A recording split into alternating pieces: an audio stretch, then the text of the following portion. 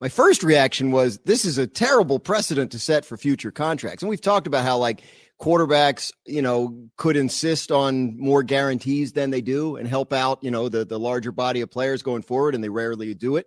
But this is another step. Like this is going to let teams put anything they want in a contract, right? Like you're going to be able to say, well, this guy was the number one pick and he agreed to this homework clause. Like, why shouldn't you? Will Crow working on Seiya Suzuki. Here's a drive in a deep left field.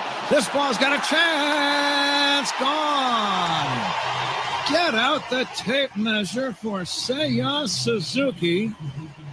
Long home run, and the Cubs now lead 4-2. Here's the 1-0 pitch to Joey Wendell. Swing of a line drive over the second baseman. India down into right center field, and the base hit. That's going to plate 2 runs. A 2-out, 2-run single for Joey Wendell, and Miami jumps out to a 2-0 lead here in the 5th inning tonight. Lefty on lefty, the first offering slugged, deep right field, rally back at the high wall, looking up, it is flag card bound and gone. Shane McClanahan gives up the homer, and it's a leadoff shot for Cedric Mullins.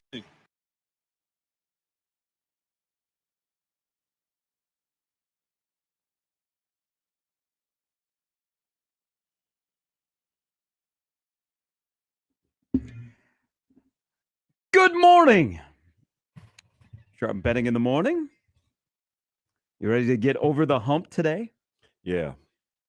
It's really foggy outside. I just looked out our window here as I was looking over at you. That's where two cold front that's two fronts colliding. That is a certain temperature outside, a certain temperature inside. It is producing condensation and fog on our window. Bam! I knew that you would become a weather weenie like me. Well, we can speak the same language. From time to time, I try to listen. Good morning, everybody. Welcome in on a Wednesday. How we all doing today? Yesterday seemed to be an exhausting day. Yeah. Just seemed to be an exhausting day. And maybe we start by everybody gets to pick their fighter. They can grab the media guy. They can grab the head coach. They can grab their favorite fan. We'll put together a bracket of death because we got 31 days until there's a game played. And my God, wouldn't it be great just to have a game played today? But practice begins in Lincoln after yesterday's media event and fan day, which I did attend for the first time. I got stories and I got questions for people that were there at a really, really cool event that I saw it in a different light through the eyes of a 5-year-old, a friend of mine.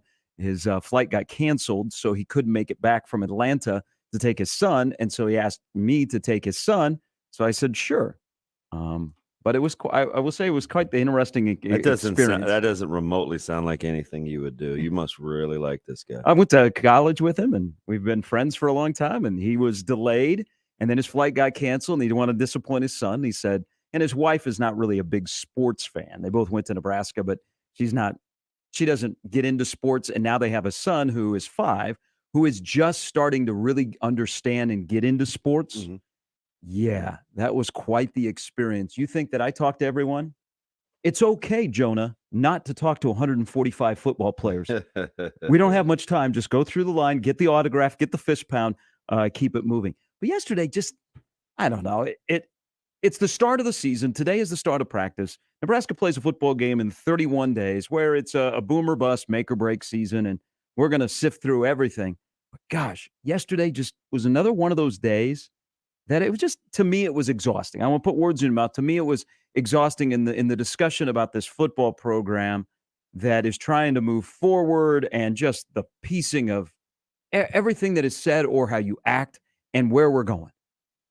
Well, I mean, or you want me to expound on all your of thought? Or all of it. Like, what are you going to say? What you're exhausting about? Or like, what are we doing? Well, okay. Like, you didn't, I mean, you know what I mean? Let's go. Shall we just exhaust all angles to Frost yesterday and his body language and an opening statement and questions? I mean, you know me, that ship with me sailed a long time ago. He is who he is. He's not going to be media savvy. He's not going to throw on the charm unless you get him unless you get him one-on-one. He's different. But yesterday that's who Scott is yesterday. I mean, why do we think we're gonna change him? Yeah, I mean, there's some of that. Listen, at the end of the day, he knows that he's going to have to win games. We've talked about this. I feel like we set the stage for this, hopefully better than most, which is why you tune in. But I feel like we've set the stage for this since they made the coaching changes. Okay, we talked about a lot the peer to peer, the coach to player, the dynamics with a new boss, the infrastructure internally. Talked about all of that, and sometimes at the time you don't think, oh, these guys are just talking, or it's that big. It's not that big of a deal, or whatever. But it all goes together, right? It all fits together. And we're not just telling you stories just for the sake of telling them. Where you talk about the degrees of difficulty to transition and changing of leadership styles and all these kinds of things, because what you saw and heard yesterday after not hearing from him for so long is basically just a culmination of two things. Number one, what we've been talking about, but number two, basically who he is. Mhm. Right? Like, so I guess we'll continue to critique that, but we got to understand it doesn't really matter. It's fodder for now, but it doesn't really matter. He knows it doesn't really matter. So what we're asking him to do is, hey, for 2 hours, be as close to your peer group as possible at Big Ten Media Days. Kind of do what they do. Don't burn don't burn the boats. Just get in and get out. That's what like, it's not even the critics. That's what generally people will want him to do. And I think he's just the type of person where he knows what's worked for him. He'll take some things into account, but ultimately he has to be who he is in order to be comfortable. And it's going to be magnified when it's crunch time. I don't I'm not signing off or giving a blessing on anything that has happened. Would I have liked to seen an opening statement? Absolutely. Was it weird that he was one of the few that didn't give an opening statement? Sure. But do I think that that's any different than who I've known for what is it? 31 years now? You don't expect him to turn on the charm just like that. Nope. At that event and then be back to normal. Especially now, because I don't know of any other word for it. I think he's pissed. Like I just don't think he is healthy emotionally, not getting a chance to do what he loves to do, and that's coaching football. So he's not an off-season guy. He's never been an off-season guy. He's going to be about dialing in for the game. He's gonna. It's just who he is, and so, yeah, sure. There are some things that I'm like, oh boy, like I don't want to read. Like I don't want to read. Like negative things that have happened on campus, or what teachers have said, or what media is doing, or what media is like. I don't want to hear any of that. Like, but I do understand. I clearly understand. Whatever you are when you get squeezed is going to come out of you. And I think the players and this staff are being squeezed. So this is this is how it's going to manifest itself. And I said it yesterday. I don't know what the end game is going to be with this type of motivation. Personally, I don't think you can sustain it over time. But in the immediacy of the moment, I'm cheering for those guys to be the best that they can be. So I'm going with it. I don't have to critique it every step of the way. I want them to win. Are there ways in which things that I would probably say or do differently? Absolutely. But that's I mean, it ain't just football. I mean, not everybody's going to do things the way that you want them to. You just have to wait and see what the end results are going to be. We said 15 trillion times he's rolling the dice with this stance. Not saying much. Just the whole off season, the access. I'm not losing sleep over that. He knows they've got to win games. And if they win games, the criticisms will subside. If they don't, they're going to escalate. Mm-hmm. The only real thing, and this is the total coach in me, because I would tell this to my 6th, 7th, my youth teams. I would tell this to my high school teams. This was told to me as a player in high school. This was told to me as a player in college. It certainly was told to me as a player trying to make teams in the NFL. You cannot be consumed with what other people say about you that aren't in your family. If folks aren't in your sphere of influence, Mm-hmm. you got to keep it moving. You're going to wear yourself out. You can't answer to everybody and get everybody and fix everything all at once. Right? I mean, I'm being 100% transparent here, and I've told you this 1,000 times.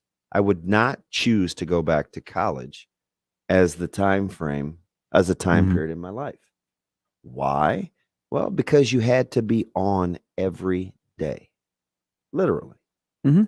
And it's hard and it's exhausting. And there were things that you couldn't say, and there were things that you weren't supposed to do. And if you do it this way, it was just a lot of stuff. But ultimately, I think it served me well for 85% of my life. Now, we've still made bad decisions as an adult, but there's this thing called free will, right? And I exercised that fully. Now, the other 85%, it was things that I was taught. Hey, you know what? Audience of one. Mm-hmm. Being other-centered. Dealing with the media. Do I cringe? My heart hurts for players because I just want to sit them down and say, listen, you can't win. You can't win. You can't win this battle with getting after the media or sharing too much with the media. You're just not. Mm-hmm. Because ultimately what those guys don't understand is media has a job to do. They have a job to do. And sometimes your two worlds they just aren't going to coexist. It's about you, but that doesn't mean you're coexisting. Mm-hmm. It just means a couple things are happening at the same time. And that tone has changed pretty heavily. And so sometimes I cringe because they're not doing themselves any favors. And maybe ultimately they don't care. And I can vibe with that on the short term, but I think deep down they do. Don't have the angst and anxiety over. Basically what I'm saying is what I would always tell you. Don't give people the power over your life to dictate your emotions. Don't do it. Mm-hmm. I don't care who it is. Whether it's your boss, your spouse, your kiddos. It sounds really, really difficult to do, but try it. You do things to the best of your ability. You communicate to the best of your ability. You leave the results to be what they are, but worrying about what everybody else is thinking and saying will slowly eat away at your spirit. And it takes away from the joy of just simply being a student athlete. I love Jabari Butler, but I don't want to see Jabari Butler clap back at Sam McEwen. Right? I don't, because he's wasting his time. That's You're not just, going to win. it's just negative energy, right? To channel that someplace else. And I just want to say, hey, listen, don't lose one wink of sleep at night worrying about what somebody else's angle is. Just do you. It's so much more freeing. So I don't want to hear Garrett Nelson tell the stories of what happens on campus. You know what I mean? Because how about that professor? Ooh, Sharpie, That's wow. Were you on? Listen, Gots to go. certainly not about me, but you want it to the nth power? Let's not be dramatic here. Because did you read the Daily Nebraskans when we were on campus? Yeah. Do you know what people said about us? Oh, I know. Do you know how we were alienated? Yeah. Yeah, we won a lot of games too, right? I know. Hide the women, hide the children. Remember those days? I do. That stuff's gonna happen. And I'm not excusing it. What I'm telling you is it's no different than it's ever been. But that's ballsy for a professor when you have the actual person in your class. Is it any more ballsy than for city and state newspapers to write things about your head coach and your teammates in print that aren't true? There's no more ballsy than that. Or having your socialism professor or your social justice professors use your instances from your football team as class case studies. Listen, that's not new. In those classrooms, I know. It's not new. I know. That stuff happens. So throughout the entire course yesterday, and a lot of the stuff, the audio that we took that I paid more attention to had to do with Frost's side sessions, like where he started. That's what he started with. So the podium he went the opposite way of most coaches. Yeah, that was in front of our media. Yeah, so the side session stuff was pretty good. But the whole time I'm sifting back yesterday through all the audio and listening and reaction and talking to people is they got 31 days today, 31 days to kick off. I don't care what happens inside of those walls. They've got 31 days to figure out how to win the first football game of the season, not to win the second or how you're going to play in November. They got 31 days to figure out how you're going to beat Northwestern by 1 point, at least 1 point, so that when you get on a plane and you come back to the United States, you have a victory, because this program can't be 0-1. They can be 1-0, and they need to be 1-0, and you got 31 days to figure out every single advantage you have to win a football game. Because we talk about exhausting. You're not 1-0. Don't you just want to put your arms around those guys and be like, "Hey, man, it's gonna be okay." Like, don't let that get to you. Like, there's so much more to life than feeding negative energy. If it's not for you, keep it moving. Right? It's just. I have 31 days. You just can't win. Oh, coach, man, I can't believe this guy is ranked ahead of me in this class. Or, oh man, he got a scholarship offer and they're not. Listen, guys, you got to control what you can control. You can't pay attention to what some recruiting site says about another. Like, we have these conversations about every 4 days about channeling positive energy. It's not exclusive to players at Nebraska or Creighton or Omaha. Like, it just it comes with the territory. It's how you handle it that's ultimately going to define the productivity and just the joy. Right? If a player says, "I just want to see him happy again," that's too much. Just keeps adding to 31 days from now. They need to be 1-0. That's too much. All right, we don't need to know that. There's a lot yesterday. That's why I'm using the word exhausting. But there was some stuff that was good insight that we're going to discuss, because the play calling came up again. It was at the tail end of our show, but we're going to do some role playing in the next segment, because I'm wondering what the balance will be with offensive play calling. The balance. We'll do some role play in the next segment. Coming up later on the show, the lineup brought to you by the referees at John Higgins Weather Guard. Dirk Chatelain will stop by. Brandon Vogel, who was with the Hale Varsity crew in Indianapolis. It is day number 2. The Big Ten Media Days just didn't end yesterday. Jim Harbaugh did not end the media days on his own with his very Jim Harbaugh-ish conversation with the reporter from Lansing about the non-conference home schedule, which was so Jim Harbaugh. It was the best way to end day one of media days. But there was some good stuff from Nebraska players, the head coach, the AD, and the other teams that were there yesterday that we will discuss, because another storyline that came out later in the day is the college football playoff. We've gone from 4 to 16, possibly. We will discuss all of that with all of you. No, you just have to keep your mind open. You know what? I'm at this point. The playoff could be 2. They could reduce 2 teams. They could go to 2. They go to 16. They could go to 131. At this point, let's go. I'm a 4. I've lost that love and feeling with 4. Whatever. I'm kind of over it. Just get it in place. Let's stick with it. Let's don't debate it. Let's have it be good for the game of football. Because right now, the play on the field, maybe you could agree or disagree. The play on the field, I believe, in college football is really, really good.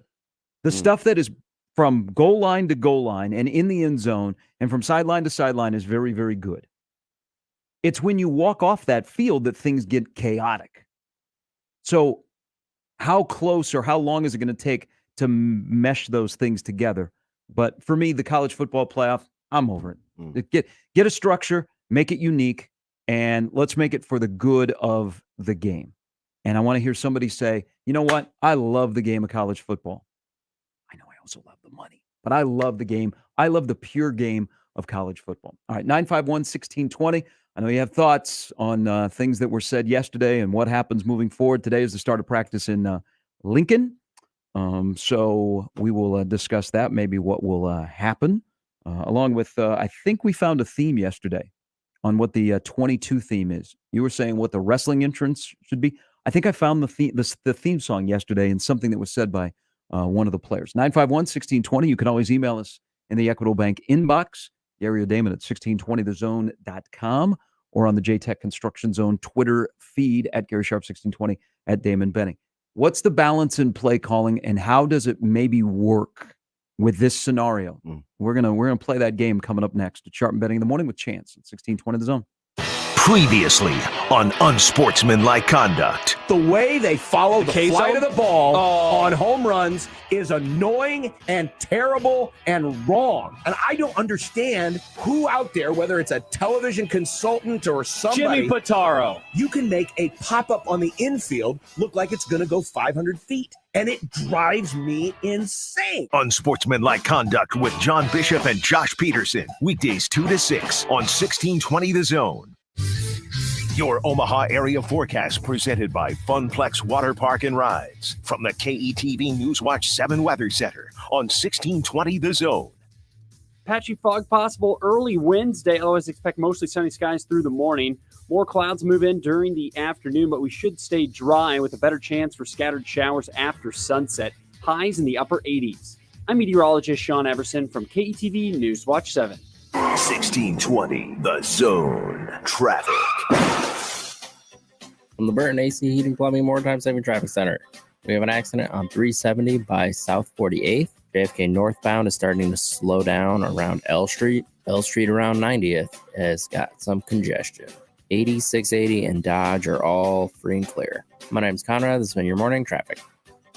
This time-saving traffic is brought to you by Thrift American Thrift Stores. Thrift America Thrift Stores. We have the goodies. Clothing, housewares, furniture, and more. Shop our 2 locations, 73rd and Blondo or 84th and Giles. Thrift America. Now open 7 days a week from 10 a.m. until 6 p.m. Find us online at thriftamericaomaha.com. Hey, everyone. Josh Peterson here from my friends at Kugler Vision. If you have tough vision problems, or if you've been told that you cannot have LASIK and you are stuck with bad vision, don't believe it. There are 7 different modern vision correction procedures, and they offer all 7 of those at Kugler Vision. Connect with Kugler Vision today. Find out about the options that they have and what it could mean for you. Give them a call today at 402-558-2211 or book your consultation online at kuglervision.com. Summer never seems to last long enough. One day it's the 4th of July, and then all of a sudden, boom, it's Labor Day. But there's still plenty of summer left in Sarpy County. So before you start thinking about pulling your Halloween decorations out of the closet and switching to pumpkin spice everything, there's still plenty of Omaha Storm Chasers baseball at Warner Park, brewery, winery, and distillery tours, concerts, and of course, back to school shopping. So click GoSarpy.com and make the rest of your summer awesome. Sarpy County, so near, so fun. 1620 The Zone. Live and local, broadcasting 6A to 6P in the Host Coffee Zone studio. Host Coffee, offering office break room refreshment services to Omaha and Lincoln metro area businesses. Discover a better break room solution for your office at sales@hostcoffee.net. Traffic. Right. This wagon commute is killing me. You mind if I turn on the old radio? Oh, this song again. I swear they play the same 3 chants on every station. At this rate, it's going to take a fortnight to get to work. Well, just be glad you don't need to fill up. I mean, have you seen the price of hay? Throughout history, people have always hated to commute. That's why Monster lets you search work from home jobs. Find your job at monster.com or download the app.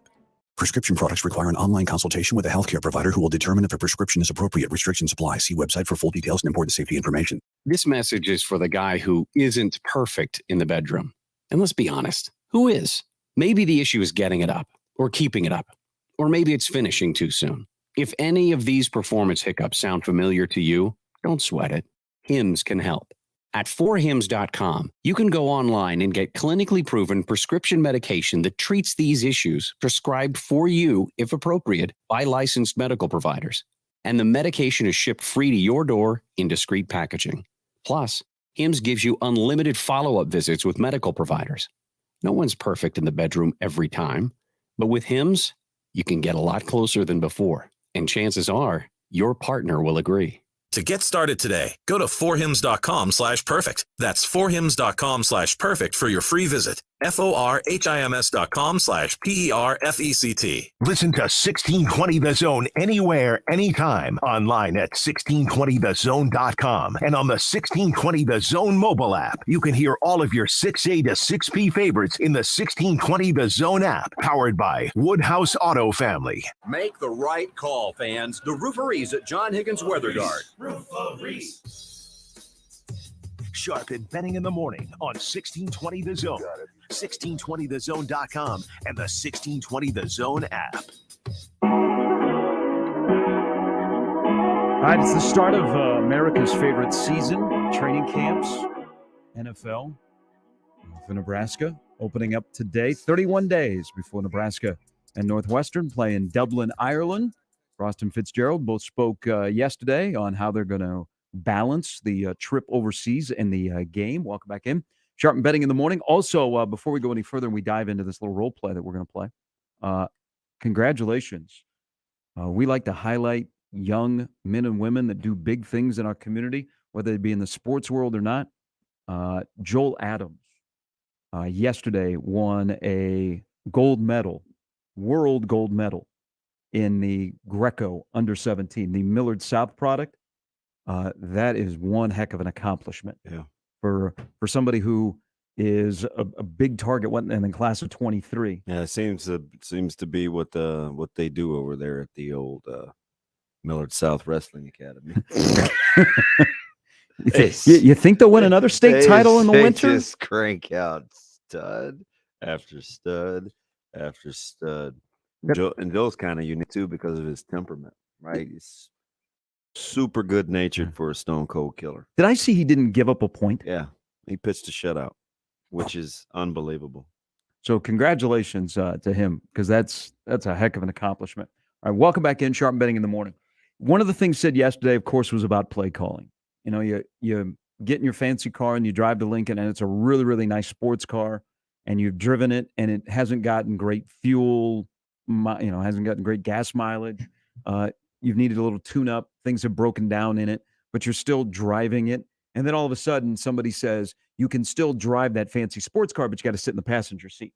You don't have to sit in the back seat, but kind of sit in the passenger seat, but you don't have a brake like, in driver's ed, or you don't have, you don't really even have control of the radio. Maybe the guy that's driving your car now will let you do that. But Frost was asked yesterday, And trust me, when Mark Whipple talks for the first time on August 1st, it will come up on how this is all going to work. And Frost alluded, and maybe he was just saying this about his involvement and a lot. And instead of saying, you know what, I'm just going to let him do his job. He's a veteran offensive coordinator. We hired him. I like our relationship. I'm going to let him do his job. But work with me here on the scenario, because this probably won't be put to bed for 31 days. The usual, do you think, and if I'm wrong here, correct me, because you're going to be the play caller. I'm going to be the head coach. Correct me if you think this is off, how this has worked or usually works in the scenario where you're the offensive coordinator, but I'm the head coach and we're involved in play calling. I say to you, Damon, you're on the headsets, you're upstairs. I say, it's 3rd down and 3. We're on the 43. Damon, I think we should run the ball. And then you select the play. Is that the normal scenario? No. Okay. No. So if I'm involved as the head coach, I'm letting you call the plays, but I'm saying maybe this is what we should do on 3rd and 3 from their 43. Typically, if your head coach is involved and he's on the offensive side, or typically he can hear both. Like he can be on the X's and O's channel, and he could say, "Hey, what are we thinking about here, Mark? Mm-hmm. What are we thinking about here, Whip?" And the offensive coordinator is gonna kind of say what he thinks or what they want to go with, and the head coach can say, what about, or look at, or okay, or whatever. That's typically kind of how it goes. How do you think it's gone in the past with Walters and Lubick? So, Lubick spent time calling plays a little more than, remember the play call gate that we so famously got caught up in discussing dumb things? Well, why didn't he say the last couple of games that Lubick was calling plays? And then, a question was asked in the media about it, and Frost was like, "Oh, no, I'm calling play." Like all that other stuff. Like we remember that, right? So I think typically, it's you have your play sheet. You're looking at down and distance, and I think Frost was ultimately the hammer. So he was the one actually coming up with the play call. Yeah. So Lubick would set up the scenario. Well, I don't know for sure. Yeah. I'm not freaking on the headsets, but what I'm saying is there's an idea. Hey, let's run it here. Let's go from such and such and such and such. Well, however you call your plays, there's maybe 2 or 3 run plays. Let's do this, or hey, let's get it to such and such. And then your play caller is looking for what your coach just described, right? Somebody may say, "Hey, I'm thinking ISO here, or I'm thinking power, or hey, I'm thinking stick route here. Hey, our curl flat here. They're in 3. They're in 3, and you go from there, right? So some offensive guys, if they have a defensive coach, it doesn't get that specific. You get it's more general, but that's kind of how I would guess it plays out. How did T.O. and Frank work? Coach Osborne would call the plays, and he would always ask, Coach Solich what he was saying. Like he would say, like Coach Solich could say, "Hey, listen, you're getting a shade and a 3 technique here," or "Hey, backer's cheating," or "Hey, they're rolling down with, they're going to try to get a dog here," and Coach Osborne inevitably know what to run against that. So that was if he asked. Ultimately, Coach Osborne was just rolling. I mean, you'd start a sequence of plays to start the game. He'd give you 10 plays, and he'd want to show you everything. We'd get in ace once, we'd get in pro, we'd get in tight. He just wanted to see how you were going to line up. And then after that was when the fun would happen. There would be times, famously, he did it against Colorado, right, where he got in a formation to the boundary because he had gotten tendency how Colorado likes to line up, right? So he calls the play. He gets a +1 blocker because he he runs to the boundary, and it's, Makovic takes out 2 guys. You get a free runner hitter, Green's down the sidelines. Mhm. He could very That's well a famous play. in he could 95. very well do that too, right? And he said it before the game started. Now, if we hit this right, I think this could go a ways, is what he said. So I think on film, there wasn't much over a period of time that you could do to him. It's a lot like it's kind of a weird analogy, especially, because they haven't won a ton lately and people will roll their eyes. But it reminds me a lot of coaching against Coach Petito in their heyday, where he could really understand whatever front you got in. Mhm. 50, split 6, maybe getting a bear front. Like, he had things that he would just sequentially could do against it. And there weren't a lot of fronts that you could show him that he wouldn't see. And you want to be able to get to that point as a coordinator, because what defenses will do is they'll try to take away your pet plays or your tendencies. You can't Yeah. stop it all. It's not realistic, right? We know that there are things that we have to take away if we're going to play prep or we're going to play Bellevue West. Hey, listen, we cannot let them do this. This is what they like to do. Right now, Mhm. it's up to those guys on the other side. They got headsets too. And they're like, hey, listen, you know what? They're taking away this, or, they're in a shade here. Hey, this guy's screwing down into the box or whatever. And then the real game begins. Yeah, the simple part of execution. But for a run pass, I don't know how specific they'll be. What if Coach Frost just says, hey, let's run it here? And then, Coach Whipple gets to go through his run plays, or maybe Coach Frost has better command of the run game and Whip says, hey, listen, let's run it here. Mhm.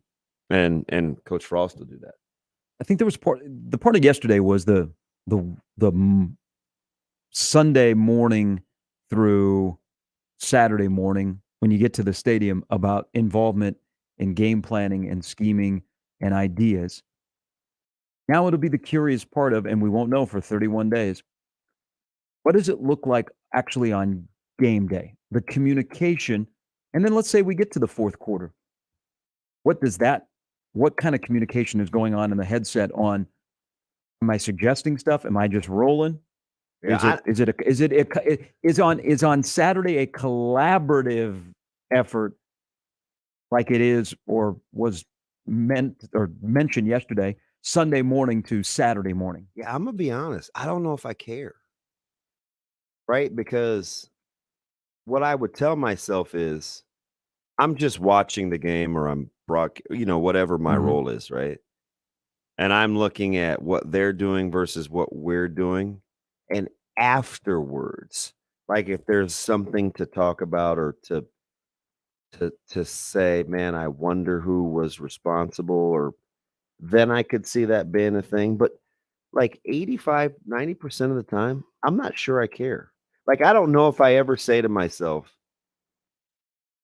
and I wonder who's calling those plays. I really don't. I just see if they're working or not. And then this being real specific about which guy is doing it, I don't know if I've ever really thought about. To be honest. Mhm. Right? Like, I never looked at, McDaniel versus Belichick and saying, is he telling him what to do? Or, Norm Chow and Pete Carroll. Like, oh man, if Norm Chow just really threw the ball in 3rd and 1, I wonder what Pete Carroll said. Like, I just see if it works or not. Where do you think Whipple will be? Where? He's also the Boy. quarterback coach. Yeah, I know. I imagine. Because we're not going to see an Andy Reid, Eric Bieniemy scenario where they're both walking around with Waffle House menus. They've practiced for so long with other people being able to signal and do plays. I don't know if Whip feels like he has to be that heavy-handed on the field. Maybe he wants to see, because he has empowered assistants to signal and call things in practice. Mm-hmm. I wonder what the practical application of that is in games in terms of where he is in the booth or or on the field. Right? If I've gone back and forth, and like personally, I prefer to be on the field, but that's because at least at this level, and I don't know how quickly I could do it in college or the speed of it. I can pretty much see what's happening on the field. Yeah, I think that's the worst seat in the house. Just depend. Like unless you have a great feel and you got good help upstairs. Yeah, that matters, right? But I've done both. I started on the in the booth at Burke, as opposite Coach Lamaji. So I could see, and I was his eyes talking to him, and he would do his thing. And so that's what I kind of got used to doing. Mhm. Then, I realized as kind of the, what do you call it? Like the morale guy or the, speak positivity on the sidelines guy, don't get your daubers down guy. Like then I kind of became that guy. At North. And we flirted with, Coach Smartin asked me probably 4 or 5 different times if I wanted to go upstairs. Talked about it a couple of times with Coach Meisenberg. I tried it once. We were playing Millard West, and they got out on us like 21-0. Mhm. And I felt helpless. It was like 21 or 20-0 or something like that in the first quarter. And I felt helpless, being upstairs. And I went back for the upstairs in the second half after I got into those guys on the sidelines over there on the hill. But I'll never forget that game because we almost came back to win. But anyway, that was the last time I went upstairs for North for I think the remainder of my career. I did 2 games. I did 1 game at Millard West, and I did 1 game at Northwest for a home game and back-to-back weeks at North. And that was it. Because I like to be the guy that fixes the stuff on the fly with the dry erase board. That's kind of that's your comfort level. That's my I get that. That's what I think I can do. See what they're saying, and then I'll try to show you on the board. But I like being able to see too. If I just have my preference, it just depends on the coach. I mean, are you going to see things that you think you can't see? I know Coach Solis loved being in the booth. I remember him talking about that when he made the transition to being downstairs. He lost a little bit of the feel. He could see. He's super smart. Like I don't know. Coaches are different with that. I think even a guy like Coach Chenander, he'd be interesting because I think he goes back and forth on what he likes to do. He's a guy that I think has the ability to do both. And not everybody's like that. Yeah. I know Charlie. I mean, he liked being down on the field. Yeah. I mean, because he was like he said, I remember asking him once, he said he could feel the game. Yeah. Like he wasn't opposed to being upstairs, but downstairs he could feel how the game was going. Talked to Coach Whipple a couple of times, and I think that's what he prefers. I think God, I don't want to speak out. I'm guessing here, but I think if you ask him, I think he prefers to be on the field. That'd be an interesting dynamic. I guess. I mean, Frost said yesterday it's his choice. I think he did it. Was it all his years at Pitt? He was on the field. So I don't know. It also depends on, do you have a peer that you're talking to? It's a trust deal. It's a total trust deal on, do you trust the guy or gal upstairs that's on the other end of your head? So let me think. Last year, I remember, let's see, Verduzco, Lubick were upstairs. Was that the only 2 full-time offensive guys? Yeah. So Becton, Austin were downstairs. Yeah. Coach Brown was downstairs when he was coaching. Oh, Ryan Held was upstairs. Yeah. When he was there, yeah. So the dividing up on the offensive side, who's going to be up and who's going to be down. Yeah, which reminds me, we still have to figure that out down the street.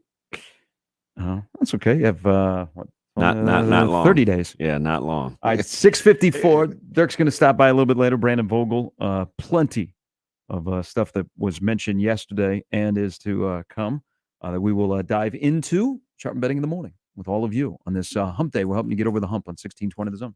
For the Jays, the Huskers, and even you Jayskers, we are 1620 The Zone. Hey everyone, Josh Peterson here for my friends at Miracle Hill Golf and Tennis. If you have played golf this summer and you haven't been that happy with your game, Mike Faber, their director of instruction, he can help you out. Give Miracle Hill Golf a call today at 402-498-0220. Book lessons or book a round of golf, whether it's a quick 9 after work, a full 18 on the weekend, the Top Racer building, you can get your golf game right. 402-498-0220, Miracle Hill Golf and Tennis. Hi, everybody. I'm Gary Sharp. When you want to go local to an event, sit in the front row, you want to go national and have the best seats, where do you go? I go to ticketsforless.com. They always have the best selection with the best prices. You can score great deals online at ticketsforless.com and no service fees at checkout. You want to go to the College World Series. You want to go to Lincoln to a football game. You want to go to an away football game. You want to go to the Orpheum. You want to go to Arrowhead to see the Chiefs play. Ticketsforless.com has your seats. Score great deals today. It's easy, it's fast, and no service fees at checkout. Ticketsforless.com. Tide presents Laundry Truths, Cold Hard Savings. Oh, hey, about to start a load. On hot? You know, washing in cold water with Tide can save you up to $150 a year on your energy bill. $150? Go on. The lower the temp, the lower your bills. Simple. Plus, Tide Pods are designed for a powerful clean, even in cold. Wow, cool tip. Get it? Oh, yeah, I get it. Turn to cold and save with Tide. Energy savings based on average from switching from hot to cold and non-HE machines. Finding great candidates to hire can be like, well, trying to find a needle in a haystack. Sure, you can post your job to some job board, but then all you can do is hope the right person comes along, which is why you should try ZipRecruiter for free at ZipRecruiter.com/radio. ZipRecruiter doesn't depend on candidates finding you. It finds them for you. Its powerful technology identifies people with the right experience and actively invites them to apply to your job. You get qualified candidates fast. So while other companies might deliver a lot of hay, ZipRecruiter finds you what you're looking for. The needle in the haystack. See why 4 out of 5 employers who post a job on ZipRecruiter get a quality candidate within the first day. ZipRecruiter, the smartest way to hire. And right now, you can try ZipRecruiter for free. That's right, free at ZipRecruiter.com/radio. That's ZipRecruiter.com/radio. ZipRecruiter.com/radio. Watching a ball game at Oscar's Pizza and Sports Grill is just, well, pretty awesome, actually. And it doesn't matter if you prefer the college dink or the big league crack of the bat, there's nothing better than watching a game with a cold, frosty one, Oscar's Pizza, or award-winning char-buffed wings with Oscar's Thai chili bourbon wing sauce. And with daily lunch and dinner specials, it's really a no-brainer. So get ready to watch your favorite team play ball at Oscar's Pizza and Sports Grill, 173rd and West Center Road, and takeout at 162nd and Maple. Sharp and Betting in the morning on 1620 The Zone, 1620thezone.com, and the 1620 The Zone app.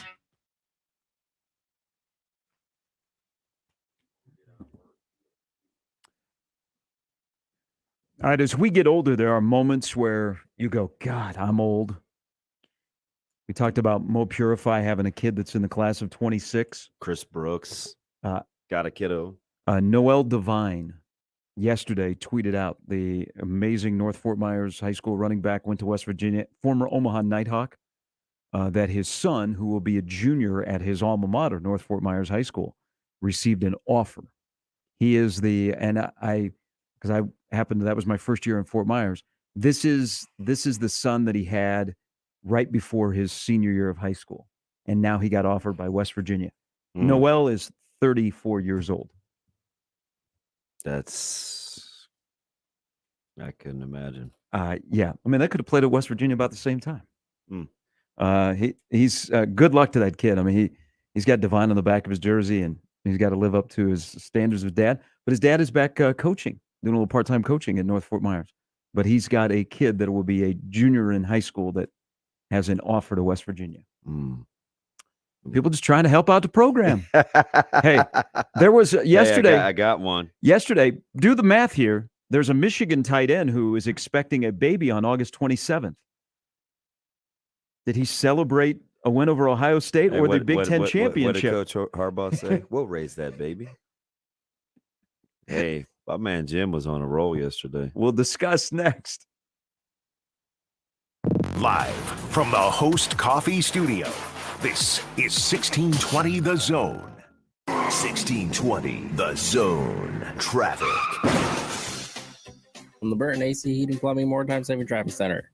We have an accident on 370 by South 48th. JFK northbound is starting to slow down around L Street. L Street around 90th has got some congestion. 80, 680, and Dodge are all free and clear. My name's Conrad. This has been your morning traffic. This time saving traffic was brought to you by Leach Camper Sales.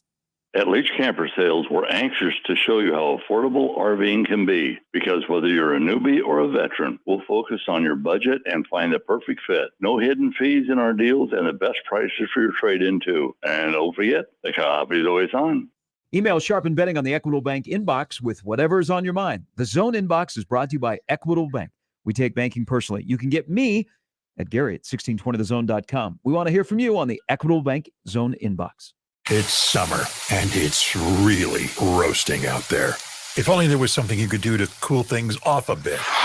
The 2022-23 Omaha hockey season is coming soon, and the time to get your season tickets isn't just before the season starts. The time is now. Season tickets start at just $225. That's just $12 a game. Reserve your seats for 19 home games plus any playoff games the Mavericks host. Get yours now at omavs.com/tickets or call the Baxter Arena box office at 402-554-MAVS. Prescription products require an online consultation with a healthcare provider who will determine if a prescription is appropriate. Restrictions apply. See website for full details and important safety information. Subscription required. Refund available for 60 days after purchase. Hey guys, did you know there's a generic form of Viagra that works just the same but is 90% cheaper? And you can get it online? Go to 4hims.com/joy. At Hims, you'll get a free medical consultation and discreet shipping if prescribed. Love your results or your money back. To start your free online visit, go to 4hims.com/joy. That's FORHIMS.com/JOY.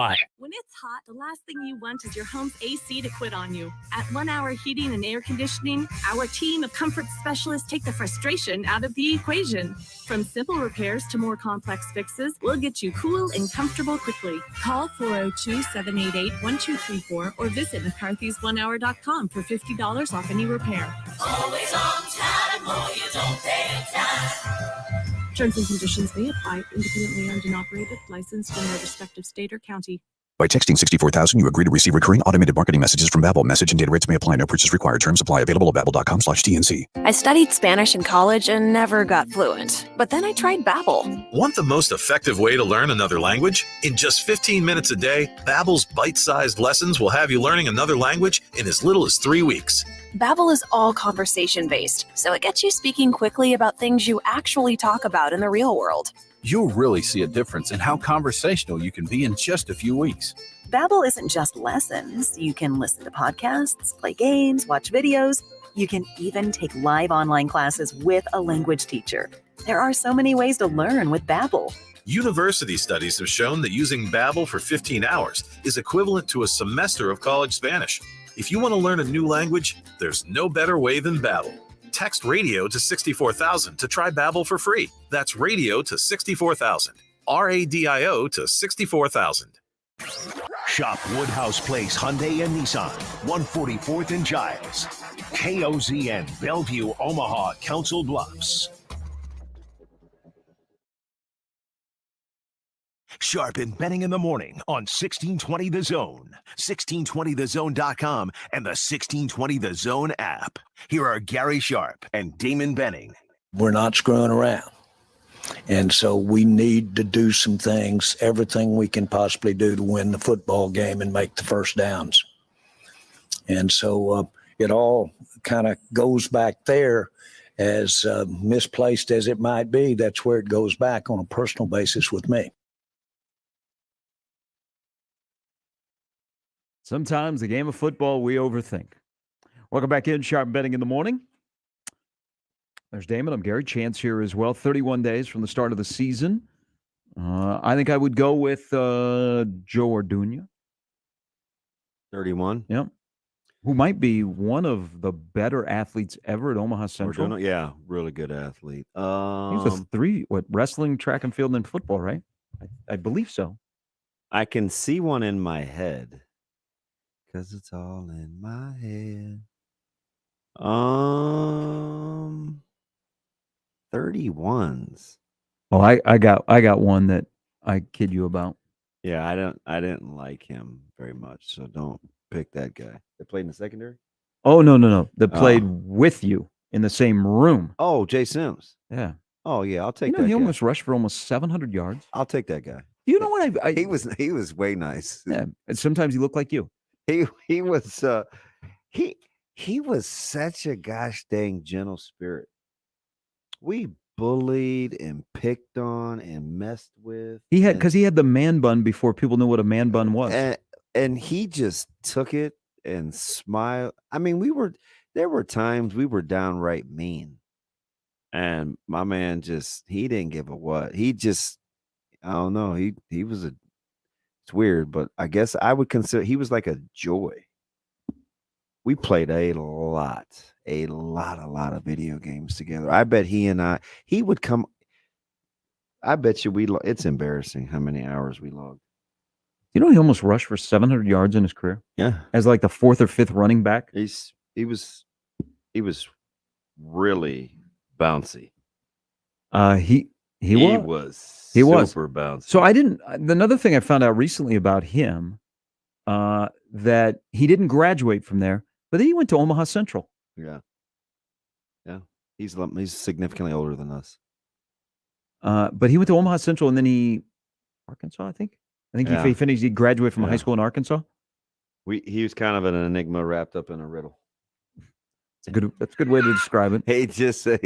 I'm telling you though, he's one of those guys that could handle the environment. Mm-hmm. Because it was snarky and sarcastic, and sometimes it was mean spirited. He was a good teammate. He got out. He fifth string running back. He run for almost 700 yards and got a couple of rings. He would cheer for you. He practiced hard. I don't know. I'm serious, man. I like that guy a lot. I would like just personally, if I had to choose. I mean, Joe was one of the starting running backs on the national championship team under Devaney. Is Steve Carmer. So Steve Carmer, after his career ended, or after he graduated, or his eligibility ran out, he came back to finish his degree, and he was in pretty much a freshman class. And I remember him, and so he wasn't playing at the time. So that's where I first found out about Wahoo. Yeah. Where Wahoo was for a guy that's not from Nebraska was Steve Carmer. So 31 days. Nebraska started practice today. Actually, they begin practice at 8:45 to 10:20. Yeah. Remember the days of 2-a-days and 3 and 4 hour practices? Those days are over. The first media availability will be July 29th. That is Friday, with the defensive coordinator, who in my opinion is the most important coordinator this season, Eric Chenander. And then a couple of defensive assistants and defensive players. Hot take. Coach Chin's more important than the defense made nice strides, and they've got some definite, they got some different spots that they have to fill. But I think that he has some intriguing weapons to work with, and he has a feel. I keep going back to the conversation we had before spring ball. We brought him on, and he talked about learning the Big Ten and some of the things that he was doing in the offseason. I don't think in a division which you avoid the glitz and you play blue collar defense that wins your division for the most part. I don't think Nebraska is going to take a giant step back defensively. Now they got some missing holes and they got some glaring issues with depth, but I think for Nebraska to have success this year, it's going to be Eric Chenander, because as much as Whipple will be different and either the play calling, what it looks like, or his attention to detail with quarterbacks, he strikes me as a guy that just overnight, that doesn't make an impact. Mm-hmm. Where Chenander, he needs to be good. That defense needs to be good for Nebraska. You can't be getting beat on the third level with balls going over your head. I mean, boom, that turns into a downhill in your gots to go situation. Got to tighten up the yards per carry. And you got to get after the passer a little bit. I know yesterday, I can't remember who said it. Quickly, they would take the pass rush over stopping the run. I don't know, man. I'm just looking at this schedule. I think I may I think I may pick stopping the run. I have to look at it again, but You're not going to see a ton of super dynamic wide receiver. they found a way to stay in the combos. game. They found a way to stay in the game against Ohio State, and it was primarily because they made them one-dimensional. Well, maybe Ohio State made themselves one-dimensional, but I mean, I think I may take stopping the run. Look at the best quarterbacks right now you're going to face on your schedule. Dylan Gabriel, Aiden O'Connell, maybe McNamara. Like dynamic quarterbacks where they're gonna throw it all over the yard and they're gonna cause you problems. Yeah, and I don't even know if that's O'Connell. Yeah. Right? Well, so yeah, Maybe not this year. I agree stopping the run, but I think Chenander is the most important coordinator. If this gets some traction, then maybe Whipple from the coordinating and that kind of stuff, bigger impact next year. But I just think this year Nebraska has to find a way not to miss a beat on defense. Yeah. Not all of a sudden have that go south because they've made strides over the last couple of years. Can do more than keep them in it too. And I you know, a lot of the talk is about the offensive side with Frost and Whipple relationship. Like O'Shawn Mathis, who's had a really quiet offseason. Not many people have talked about Eric Chenander. He does have a chore in front of him replacing some key pieces that played almost every single down last year. People don't really talk about him. Kind of ignored the defense a little bit, not necessarily position groups, but just the coordinator. That's what I was saying last week and yesterday. Not last week. It's kind of the off forgot about thing. And if he's going to continue to make his strides defensively, especially in their defensive efficiency, they got to take a few steps forward. Fan day was yesterday. I tweeted. How many options do they have on the back end?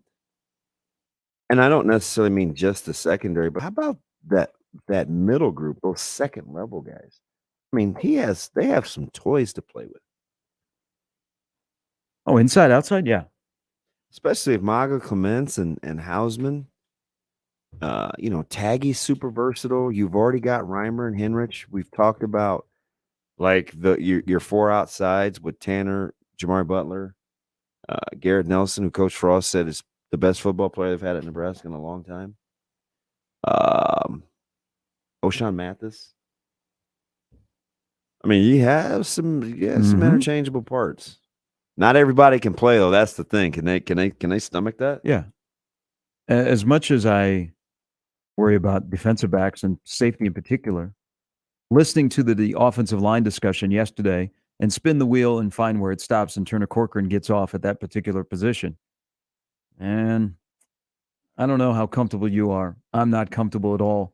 The Nebraska essentially right now has 7, maybe 8 guys to play 5 positions over a 12-game stretch. And the secondary? No, at the offensive line, shifting to the offensive side.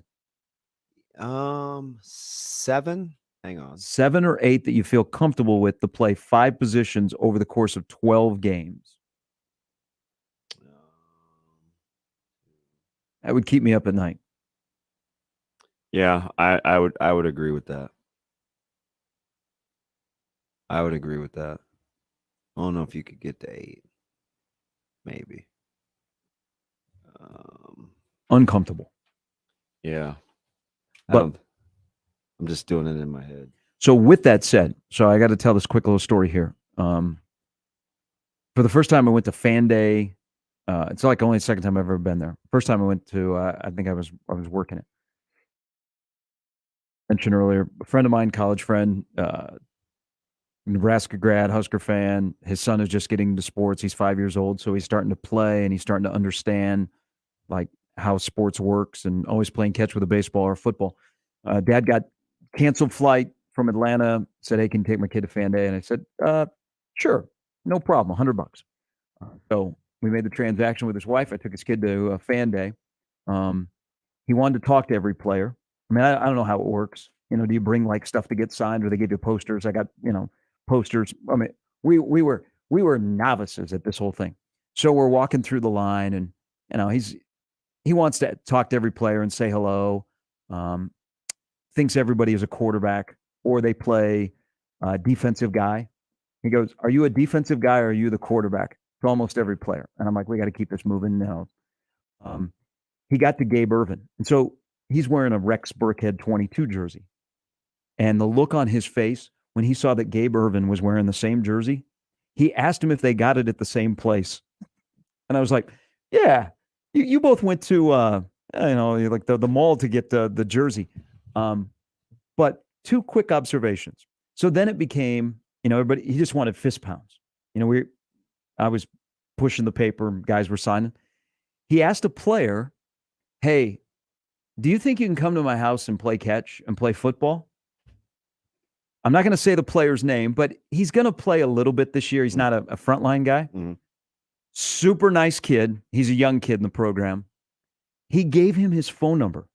He goes, yeah. And so I pulled out my phone. I was like, is he part of that fan club? And he's not on there because I thought, okay, I'll say, hey, Dad. I hope this young man who is just in his second year in the program and gets to play a little bit, but he gave him, and because I recognize the area code, he's not from Nebraska. He gave him his phone number and he goes, yeah. He goes, get a hold of me sometime and I'll come play catch with you. And I thought, this is awesome. Wait, I have a question though. Yeah. You went to college with this guy, right? He's your buddy. Yeah. He trusts you enough to be with his kid. Yeah. You took his $100. I was just kidding. I was about to say, man, what's a kid gonna do with $100? I said, hey, do I feed him? What do I do? He's like, do whatever you want. He knows you. Yeah.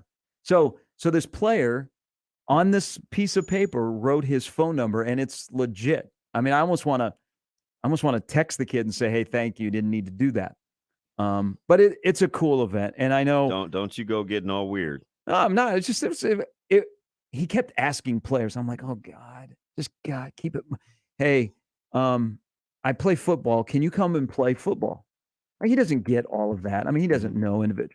He gets Casey Thompson's autograph, and he has no idea. Other than I said, hey, ask to shake his hand. No fist pound, shake his hand.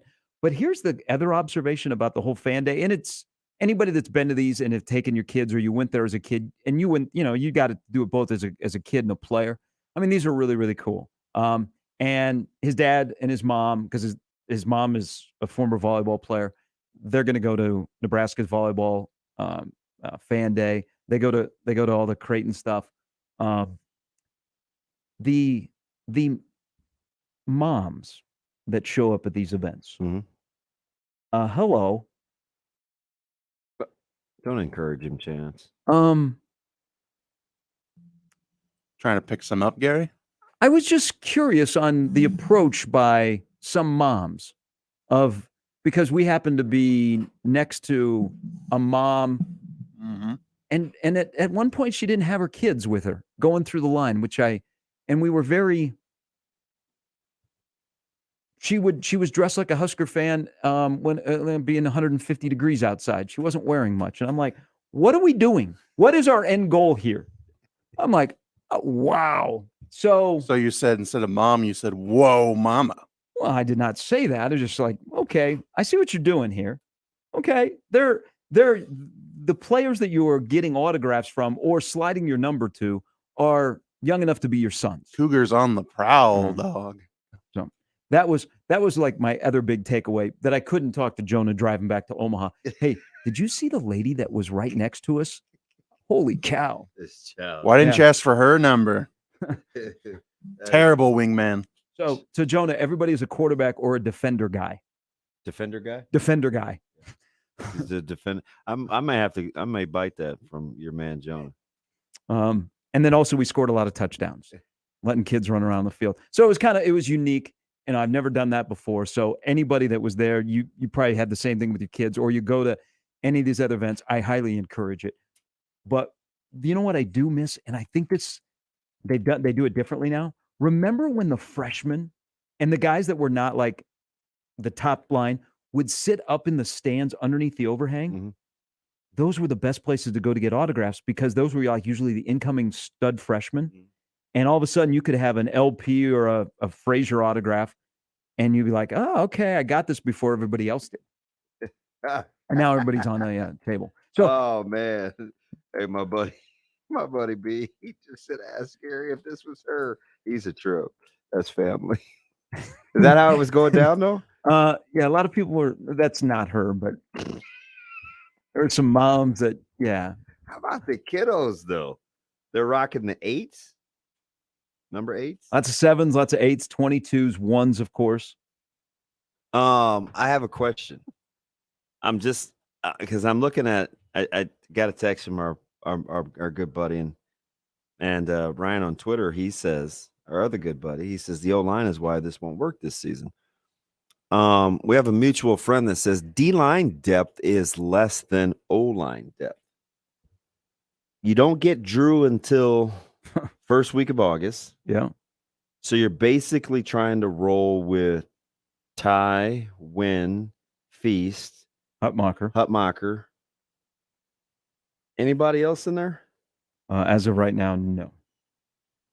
So are you? So this is what it comes down to. Hey, is anybody else in there? No.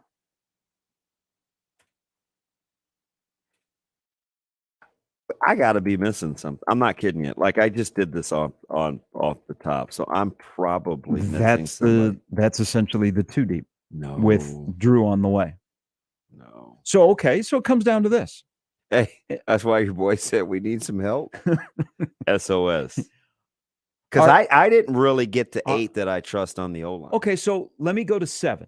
Okay. Are you less comfortable that Nebraska has 7 offensive linemen to play 5 spots over a 12-game season, or defensive interior where you have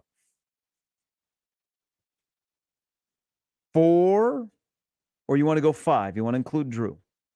5 to play 2 spots over 12 games.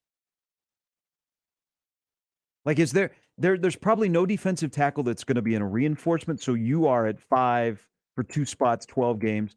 I think Is there an eighth offensive lineman to come? That's actually why you have to play more even front than odd. And I know, like, at first blush, you're thinking, well, 4 D linemen to 3 D linemen, but the body types. So if you're in an odd front, you got to play with, 2 guys that can play in a 5 and a 4, which is head up on the tackle. Mm-hmm. And an even front, you need like a 1 and a 3 or 2 2s. So, and those are like where you line up. So you only need 2 actual defensive line body types in an even front, and you can play more outside backer DN types on the outside. If you're in a 3-man front, you need 3 D linemen.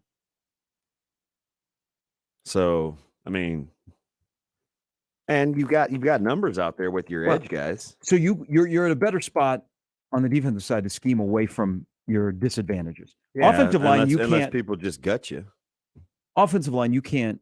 Yeah, there's nothing change you can do. the 5, 6, 7. Who am I missing? I have Hickson, K. Will Jr., Bando, Corcoran, Benhart, Piper, Prohaska. Am I missing one? Would you just rattle off 6? 7. Okay, Corcoran, Benhart. Yeah. Bando. Yeah. Hickson. Yeah. Kevin Williams. Yeah. Prohaska. Yeah. And Piper. Mm-hmm. That's 7. So that's 7 to play 5 positions Who's over the 12 8th? games. That's the wild card of, is there an Latovsky? 8th? He would be a candidate to be a reinforcement. Are you comfortable with 7? Shoot. I'm barely comfortable with 4. You did hear Coach Frost ice cold. You did hear Coach Frost say Teddy was full go for the fall. And you felt the entire state of Nebraska exhale. Why are we forgetting about Turner though? He's got to be pretty good. Seriously, Corcoran's got to. You know what I mean? You said Turner, and I was immediately thinking last name. Gill. Okay, so let's stick with him because his name got brought up yesterday. We don't know. Here's the other element. I mean, there was, if you want to nitpick a couple of things, Frost will forever have a grudge against Greg Austin. That's just going to be a given. But did you hear it come out yesterday? Yeah. he also says I might disagree with about because he brought quarterback play into the conversation, but that's a conversation for a little bit later. So, what's the impact of a Donovan Raiola, who goes about his business a little bit different than Greg Austin? He's got a new voice. He's got a new perspective. Does Donovan Raiola unlock Bryce Benhart? Good call, Hunter Anthony. Thank you, Josh. But you're not you're in pencil right there with Hunter Anthony. Well, I have 3 pencils. Okay. But that's okay. I mean, that's what development's for. But the wild card of all of this is if you figure out Benhart, does it make it easier? Doesn't it make it easier? Yeah. I swear, like 2 weeks ago, remember I was like, and I know people roll their eyes because they don't think he's very good. But when Donnie said, hey, man, if we can just kind of unlock this potential, the sky's the limit, and people rolled their eyes, I'm just telling you, Nebraska fans, you need that guy to be good. You do. It's in everybody's major issue. It's in everybody's best interest if that guy's good. So that's so maybe he has to speak that into existence. But that's the unknown of, okay, does a new guy do something different to him that we won't know for 31 days? And that's the thing, right? Like other coaches get guys and they can get different things out of them. We got a transfer right now that I'm like, wow, you can do that? And we have another one where I was like, oh, shoot, you can't do that. I mean, so it happens. You just different schemes for different people. Technique's a little different. But yeah, I'm looking at the D-line too, though. But let's one more thing here, because let's finish the thought on Corcoran. You've spun the wheel on Turner Corcoran. Remember, one of the highest recruits you've ever had. He's a guy that's played a lot of football so far for you. You're not kicking him to the curb.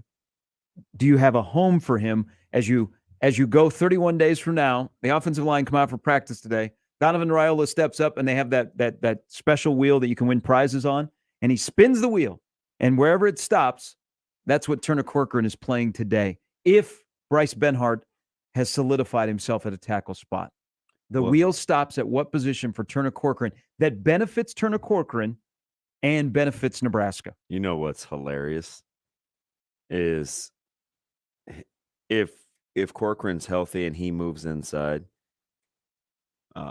how huge will Nebraska's offensive line be? I said a number about 2 months ago where I was like, you know what? They could average, 317, 318 across the front. That might be low. I mean, that's a big offensive You would have line. 2 gigantic guards. If they can move, because K. Will Jr., if he cracks that starting lineup, he's closer to 330 than 320. Mm-hmm. Teddy's 330. Benhart's 317. I mean, that's some big fellas. I see what they list. I think they list K. Will as 332 on the roster. Yeah, he told me he's 330. Like, that's straight out of his mouth. And he said that's where they wanted him. Well, I remember where he was when he walked in the door. Yeah, so he's listed as 6'5", 325. So you'd have that at one guard, and let's say Corcoran moves inside, your other guard would be 6'6", 300. That's some big boys. Can they move? I guess that's the key. And I don't know about this either. Our official Uber driver. Talent hasn't been the issue with the line, in my opinion. It was more of a technical issue, which was never corrected under Austin. I'm hoping Raiola can correct it. The linemen suffered from a lack of technical work, which showed weekly.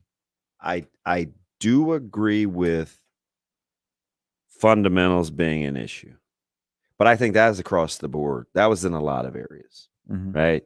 Even D-line in terms of just doing good base fundamental work. But I do think that some guys coming out is misranked a word? Yeah, it's in this recruiting discussion, it is absolutely a word. I think the eval was not good. So I'm a little reluctant, if that makes sense. Next time I need an Uber, it's kind of a talent thing because I don't think the evaluations were as good as, like, if you can't bend at the waist, wow, you know what I mean? Like, yeah. So yes and no. I am with the fundamentals, but I do think there was some misevals for sure. I'm talking about the ability to just. This is terrible radio, but if you can't do this, you got no shot. That ain't fundies. That's just God-given ability. So it kind of, I want to tie that in. The next 31 days, the well, you're not going to fix it in 31 days. You're just going to continue to get better. But the health of the offensive line, or the future of where it's going for this particular week to season, game 1 to game 2, is Bryce Benhart is the whole deal.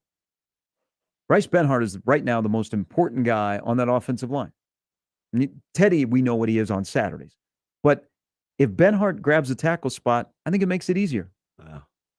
You know what's interesting? So what would we call, because we've heard this, remember he kind of took a little bit of a subtle jab in the spring.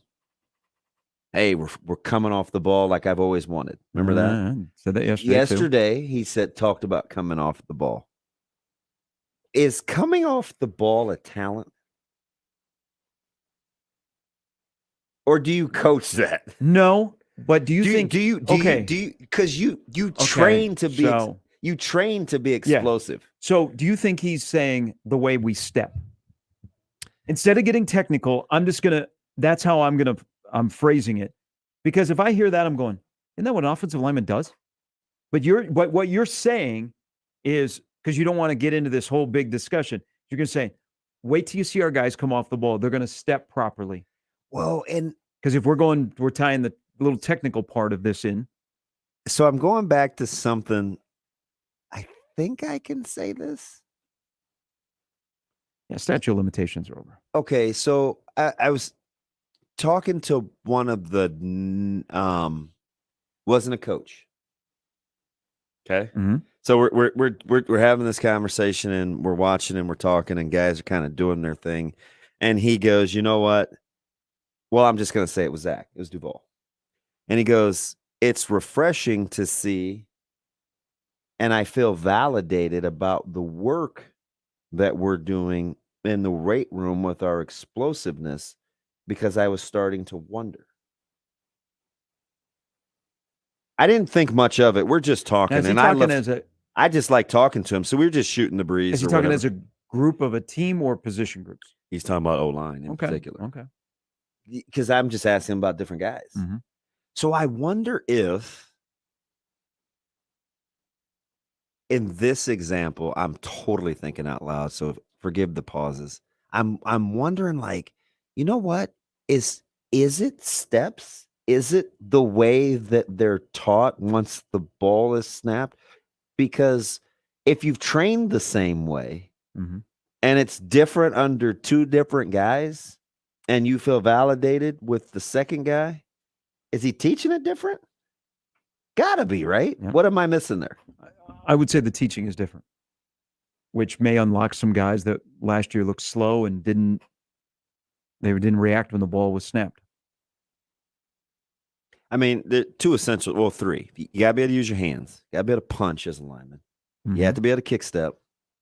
And you have to be able to get off the ball.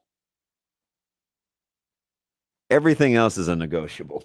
Yeah, and they all fall together. That's just funny. He's reading Uber. It's just funny, like how all these things are like clicking in my head real time. But getting off the ball, they keep saying they're getting off the ball. That's just snap. Yeah, the phrase yesterday was "wait till you see." I mean, they got big bodies now. All right, 7:33. Dirk Chatelain scheduled to join us in about an hour. You're taking the 21 roster, the 22 roster, or was it just media day discussion? You know what? I would love to see the 22 staff with the 21 roster. Good point. We'll discuss when we come back with all of you. Sharp Betting in the Morning on 1620 The Zone. Previously on Unsportsmanlike Conduct. What's the best topping for a hot dog? Mustard. Nothing. Just mustard. Nothing. Mustard. Eat it plain. God, you are weird. That is not. weird. No, it's not. That's normal. People eat their hot dogs plain. This is a normal take. It's not a normal take. You got to have some mustard on it. I don't like mustard. I like the taste of Josh a hot likes dog. to bareback his hot dog. Absolutely, I do. Unsportsmanlike Conduct with John Bishop and Josh Peterson. Weekdays 2 to 6 on 1620 The Zone. 42 degrees. A lot of great locations. I keep telling you, there's a new one coming over up by the new establishment where we'll be living. I'm like, that's right down the street. There's a lot of folks that have tried to imitate. Can't quite duplicate it. Why? Well, it's not just because of the clean and friendly staff. How about the knowledge, right? The training and the know-how of all the products. They're so different. There's different strength levels. You can go vegan. You can go gluten-free.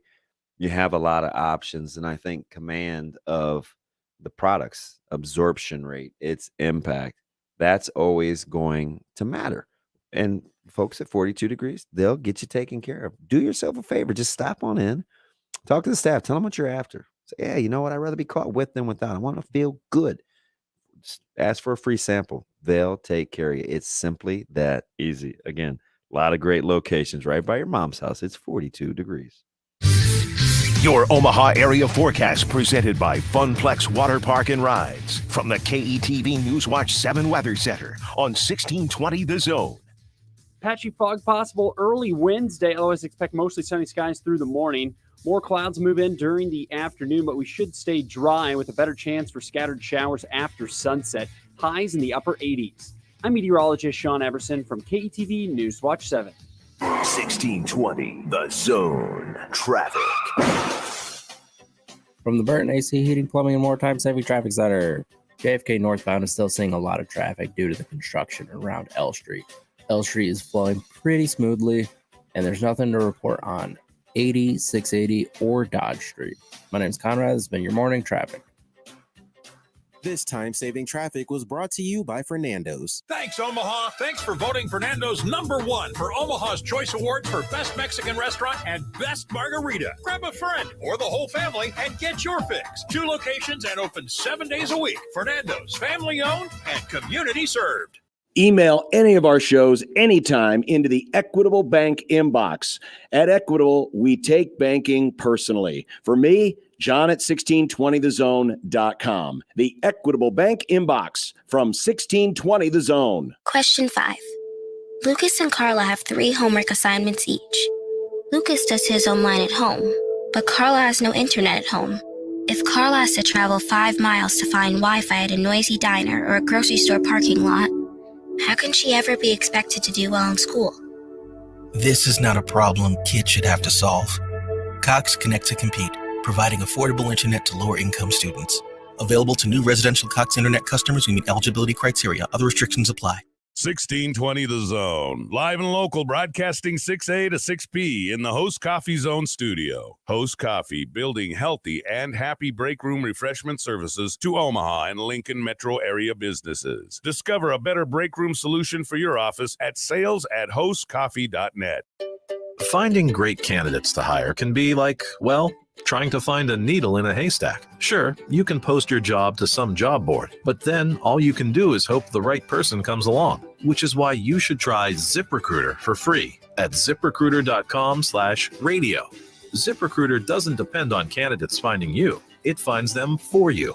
Its powerful technology identifies people with the right experience and actively invites them to apply to your job. You get qualified candidates fast. So while other companies might deliver a lot of hay, ZipRecruiter finds you what you're looking for. The needle in the haystack.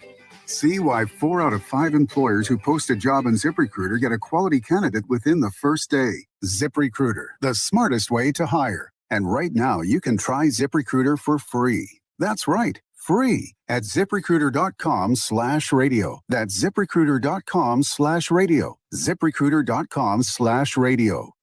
Summer never seems to last long enough. One day it's the 4th of July, and then all of a sudden, boom, it's Labor Day. But there's still plenty of summer left in Sarpy County. So before you start thinking about pulling your Halloween decorations out of the closet and switching to pumpkin spice everything, there's still plenty of Omaha Storm Chasers baseball at Warner Park, brewery, winery, and distillery tours, concerts, and of course, back to school shopping. So click GoSarpy.com and make the rest of your summer awesome. Sarpy County. So near, so fun. Sharp and Betting in the morning on 1620 The Zone, 1620thezone.com, and the 1620 The Zone app.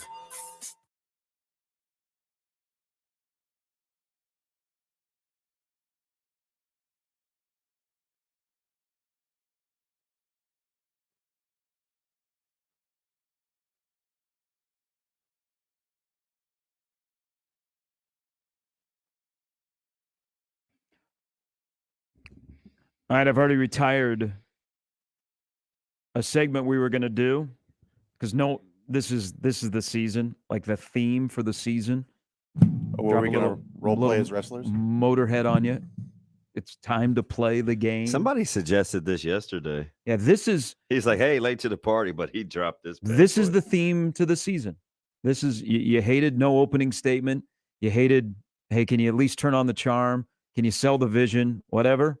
It's time to play the game. 31 days from now, Nebraska plays a game. So this is the season theme song that we will continue to play nonstop for 31 days. And then on the eve, we will play it for 24/7 here on the radio station. Talking to my partner over text.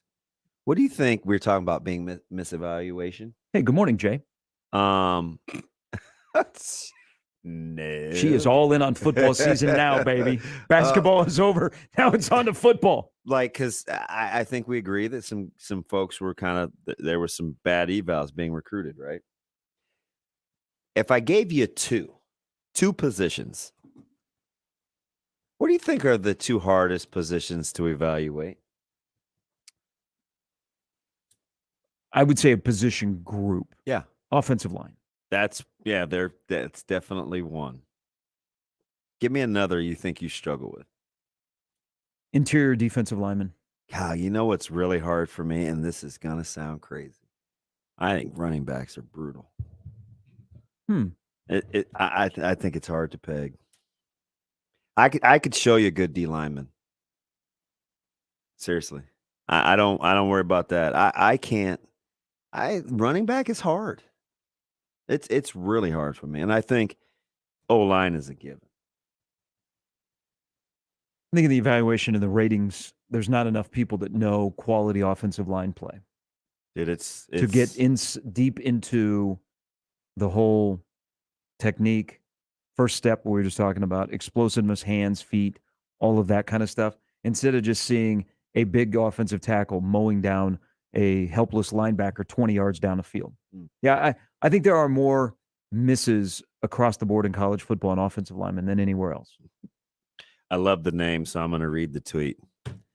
Big 22 personnel guy.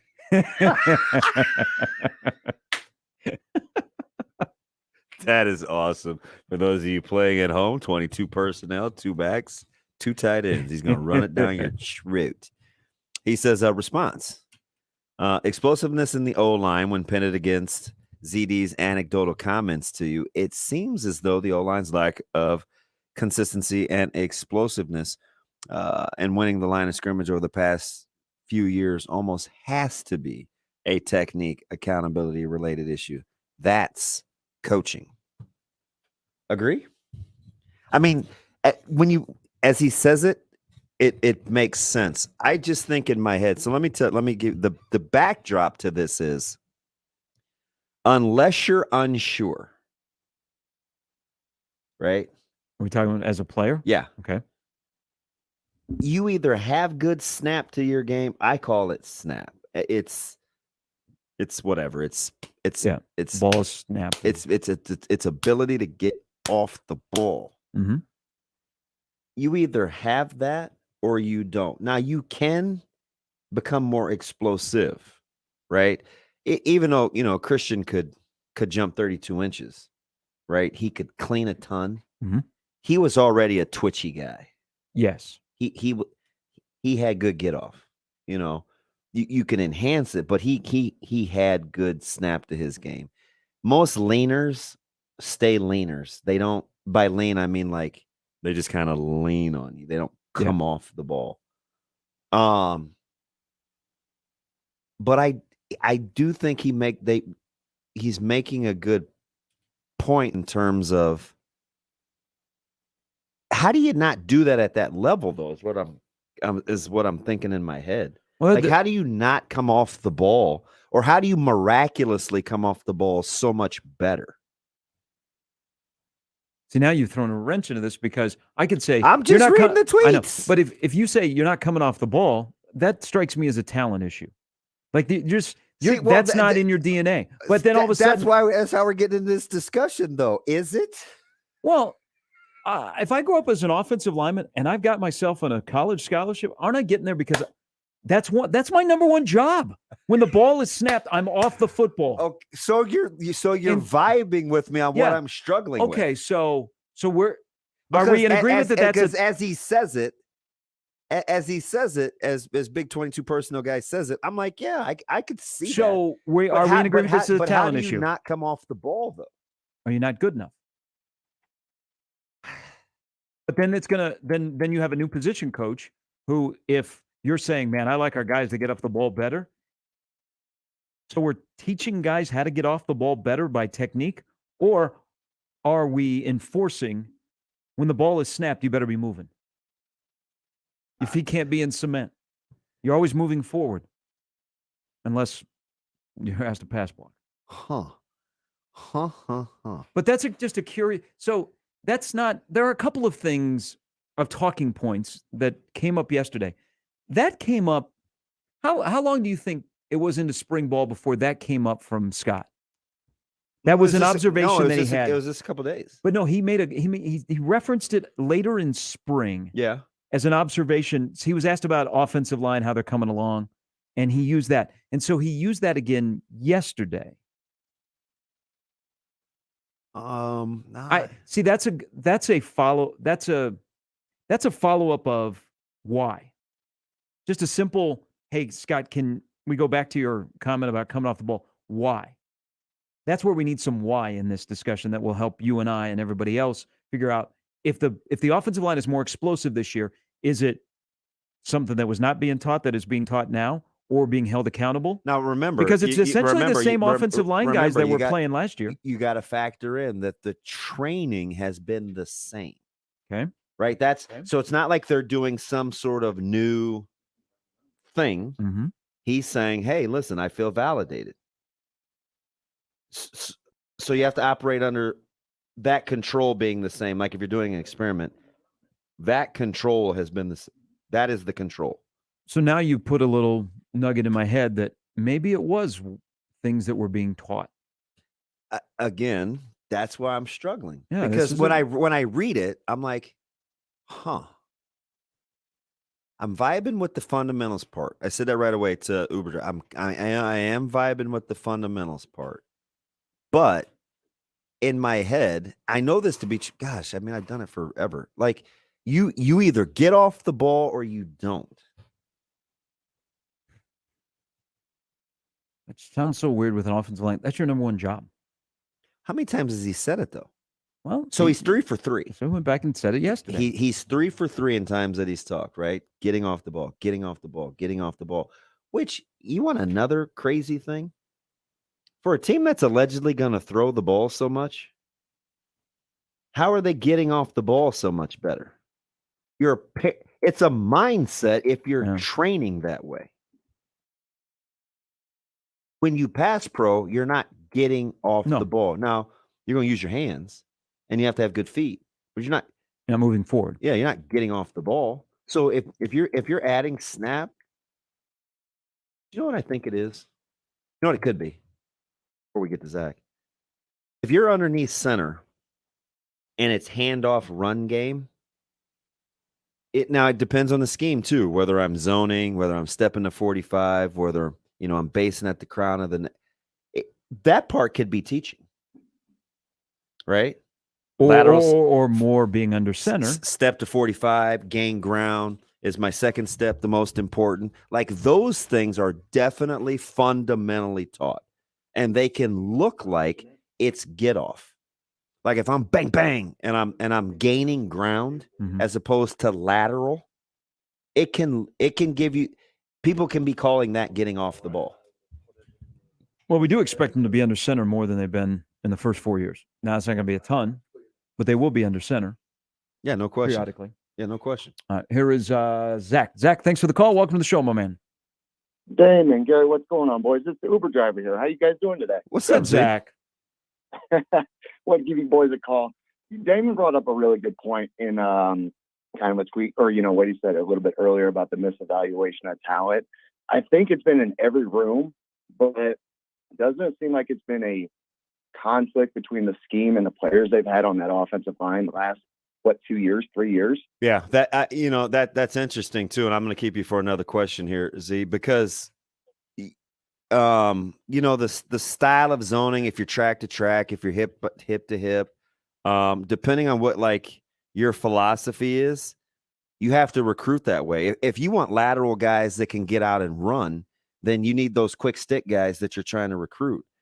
If you want to gain ground and get into guys and be more power at the point of attack, then I think you got to train that way too. But the funny thing that you say that about O-line, we've seen that happen with the D-line. As they've gone from more odd to even, now they need twitchier guys because you're playing gaps. You're not playing as much head up stuff.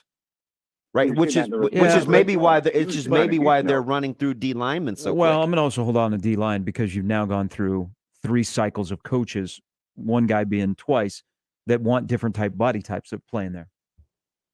Yeah, I mean that's still to his point, right? Because you're basically saying, "Hey, what scheme are we running? Go get those guys." Right, Zach? Yeah, because it seems like there's a mesh between the interior line and then the tackles, because do you want guys that can pull, that can get out on the edge, or do you want guys that are kind of staunch and are going to really beat you in the phone booth? Huh. Appreciate it. See what he did to us, and remember, like about 3 years ago. Well, let's ask this guy. I'm glad that his ears were burning. We started talking offensive linemen, and the bat signal was sent out. Good morning, my man. Matty, what's up, buddy? Morning, boys. I'm in a rental car because I'm getting some work done on a new car I got. And it's on 1620, so I figure I'll listen to my good buddies, Gary and Damon. Hi, Matty. And then I have to go through a couple things that have irated me on my way to practice. Number one, the punch is the last part of anything. Yeah. The term "slow feet don't eat" applies to linemen. Mm-hmm. That's if your feet don't move, then you're not going to be good. I don't care. You can punch through a wall. You can't move your feet. It don't matter. Number two, explosion is in every direction. When you get in a functional stance, as a lot of the kids that I work with, I'll teach them. You can go forward, back, left, right. If you're real good at it, you look explosive in everything. Pass pro sets have to be explosive backward. Pulls and overtakes have to be explosive laterally. Downhill running game has to be explosive forward. Explosion is everywhere. So, Matty, that's all I got for you. No, wait a minute. So we're talking kick steps, right? Like, bam, you got to be able to. No, eliminate kick step. It's a push. It's an explosive push with the opposite foot. The kick is the most overrated thing ever. Okay, so listen. So for lack of visual terms, just so we're saying the left. So I'm a right tackle, and I'm going to kick with my right foot backwards. You're saying my left foot is pushing into the ground, and it's going to propel me backwards. Yes. Okay. That's the part you're calling explosion. Yes. Okay. If you're looking for what they're saying, which is they're more explosive, that quick twitch muscle now fires in an appropriate manner to move you in an explosive way. Hey, can I ask a couple more questions? Sure. What year was that? A couple of start practice. Fudge, man, just hang on. What year was that? A couple years ago, maybe 2 or 3, where we saw Nebraska kind of show those wrinkles in the running game, where they used a little bit more G scheme. They used a little more what? Like, pulling their guards. Oh, 2 years ago. Okay. But they were fitting their calls novel concept to what they had. They had guys that were fairly that what they were is they were really great at the pin. They were really good at the fill part of the pull. Uh-huh. A mediocre puller can look great if you have an awesome guy that can pin. Yeah, good pinner. Think Dave Remington, where Dave Remington would be off a half count before anybody else, and then Steinkuhler would pull, and it looked just awesome. That's what it comes to with those. When you have a great pinner, it makes pullers look better. But they had good pull technique by the end of it because they did it so much. Okay, last question. With kind of these bigger body types, what would you be doing? I mean, these are some big guards, right? 330 and 320 at guard. What do you think we'll see with handoff run game? It should be, well, you can be as big as you want. You know, Sty wasn't small. Yeah. But it was. Taylor was not tiny. Yeah. The guy hadn't seen his feet in 3 years. I mean, your feet, that's it. If you can move your feet quickly, that's it. You can be 400 pounds. Look at the big kid at Minnesota. Oh, yeah. The 410-pound kid, he can move his feet. Yeah. Look at the guys that you guys love on these highlight tapes. Watch your feet. The feet are great. Hey, who's you guys? The body's just a blessing. But if you got good feet, I'll play your game. If you're too big, 320 pounders got good feet, you should never leave the A gap or B gap. If your big dudes in there got great feet, you should never leave that gap. Maddie. Yeah. How quickly do you have to be on the field? Like in the next couple minutes? I got 4 minutes. Yeah, I just want. I'm gonna pray for your kids. Best wishes to them because you're in one of those zones this morning. It should be fantastic No, for the you fuss made over. me mad. Well, You made me mad, and I had to call you. Listen. I usually just wait till Friday, and I passively aggressively taunt you, and then make me mad. Hey, you still so? I mean, you were hung up on the order. I wasn't giving an order. I was saying the 3 things that you got to be able to do. But feet should be one. Okay, well, Period. next time I'll say feet first. But I know one thing: if It's I'm like A, and then the other ones you said were like Z2 and Z3. We'll do an experiment. We won't put it on. Maybe we'll put it on film. For as good as your footwork is, if you let me touch you first, advantage me. So you have to have some good hands. No. You can touch me first. Because guess what you've done when you've touched? Now your rib cage is open. And I'm going to try to break 3 of them. You can touch me. Oh, Maddie. Go ahead. I'm gonna give you. You're gonna think you're gonna get your little quick swim move. I got to take 2 steps to your 4. You're gonna turn your little hippies open. I'm gonna punch you right in the rib. Hey, I got the camera. You got a parking lot at 156th and Center. Demo's sake. Well, we'll just go in the parking lot. Win. No, we'll go in the parking lot. No, don't say that. Don't say that because you just said if I touch you, I win.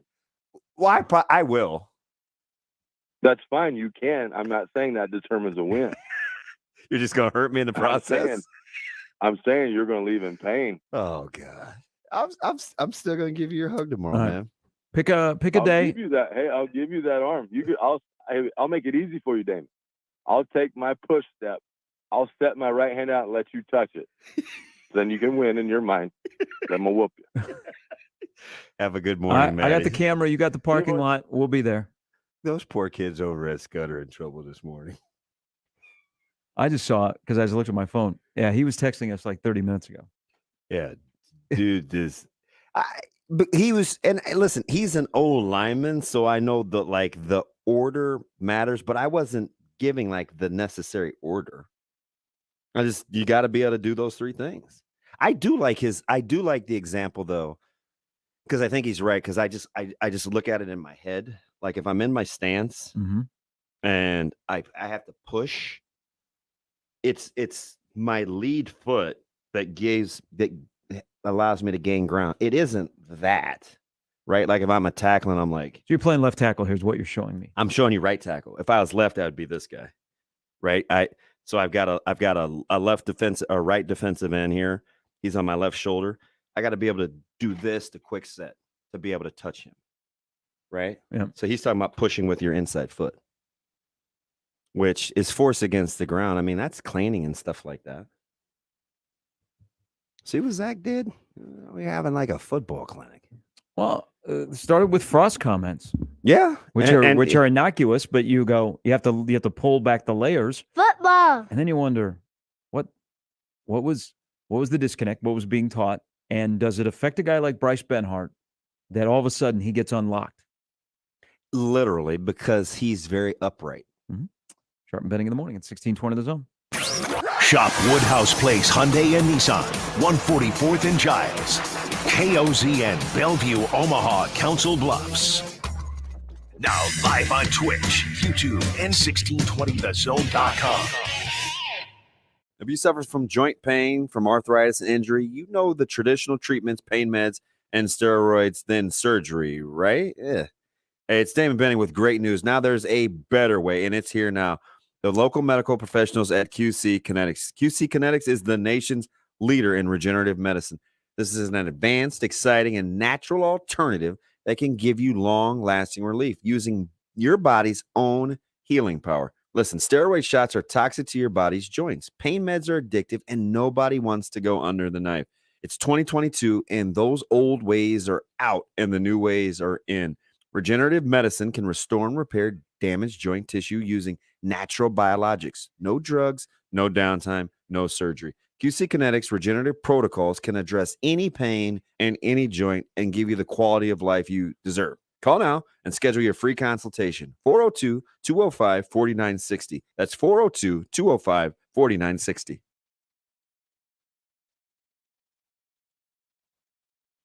All right, we're 31 days from the start of the season. You're thinking about going to Dublin today.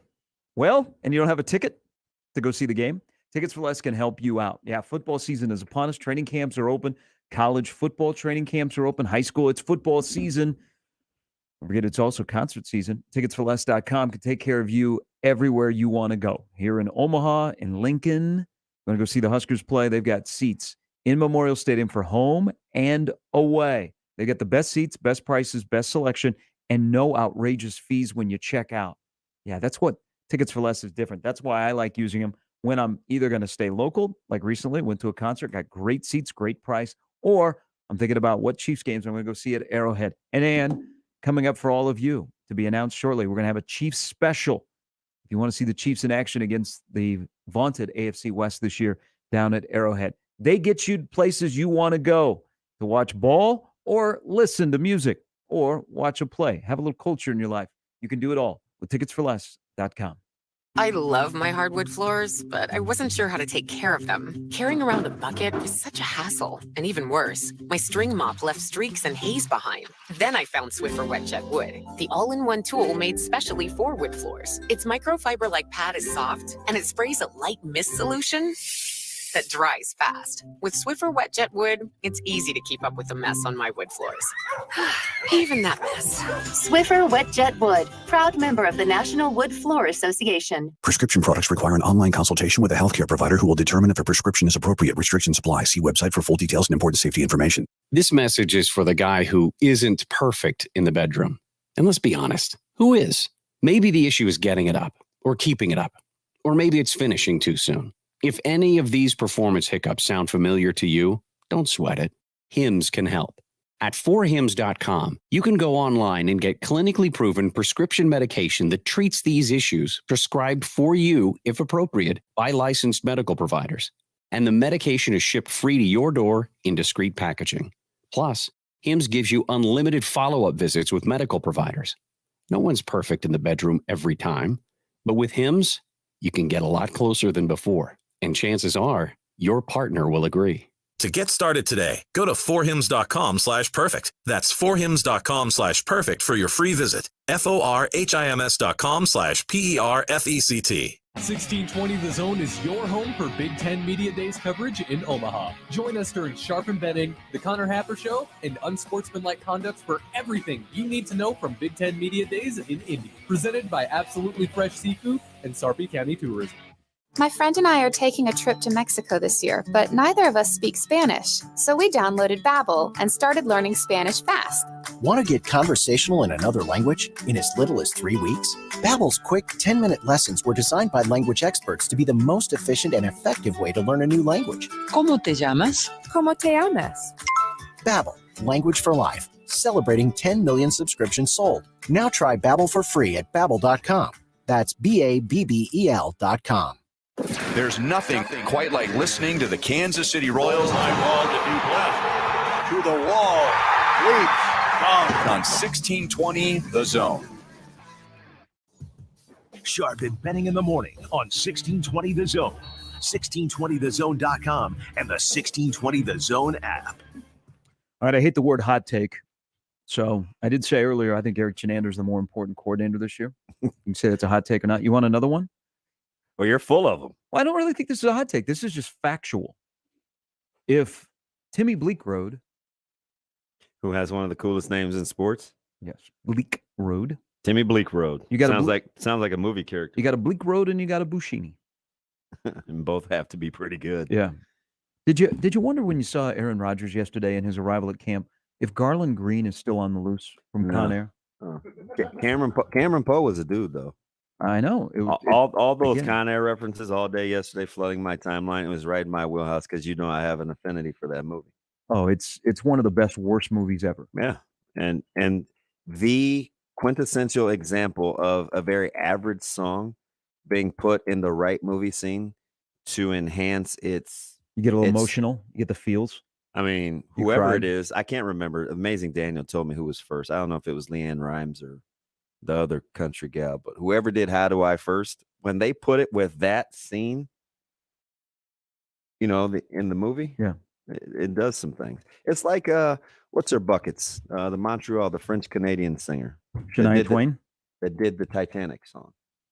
Oh, Celine Dion. Yeah. So with the backdrop of the Titanic, it enhanced that song. Yeah, man. Why'd you have to bring up her? By the way, you're talking about Leanne Rimes. How do I look? Was she first? Was she yeah, first? She's on the Con Air soundtrack. No, but was she the first to do that song? Because two ladies have done it. I've had this. Maybe I just had it on Twitter. Somebody told me who was first. Leanne to me was first. She's on the soundtrack. She's young. I think it's the cooking lady now. Okay. What's her buckets? Thank you, Trisha Yearwood. She's the cooking lady right now. Yeah. It's pretty good. We are a. Was Trisha Yearwood first chance? Oh, that's okay. We have mentioned Leanne Rimes and Celine Dion before the 8 o'clock hour. And Trisha Yearwood. All right, so here, you and I are both I take on the record. We say under 7.5. Do we have? Can we change that depending on what happens over the next 31 days? Yeah, or are we stuck? I'm going to change it in 2 weeks. Oh, so you're going lower? No. All right. So we were asked the other day, under, or what 7.5? Are you going over, under? We both said under. You can go over, and it'll be at least 8 if Timmy Bleekrode kicks 17 field goals this year. Is that the number? Because that would be 27 more points compared to last year. I don't know. Is that in place of touchdowns? Points, ma'am. All about points. Not about yards, ma'am. 17 field goals, winning record, nice bowl game, maybe 8 wins. Put that on the board. The more you know. Live from the Host Coffee Studio, this is 1620 The Zone. 1620 The Zone Traffic. From the Burton AC Heating, Plumbing, and More Time-Saving Traffic Center, JFK northbound is still seeing a lot of traffic due to the construction around L Street. L Street is flowing pretty smoothly, and there's nothing to report on 80, 680, or Dodge Street. My name's Conrad. This has been your morning traffic. This time-saving traffic was brought to you by Burton AC Heating, Plumbing, and More. The dog days of summer are here, and Burton AC Heating, Plumbing, and More is offering a special $55 AC system check. Each system check donates 10 pounds of pet food to the Nebraska Humane Society. Give us a call or request service at justcallburton.com.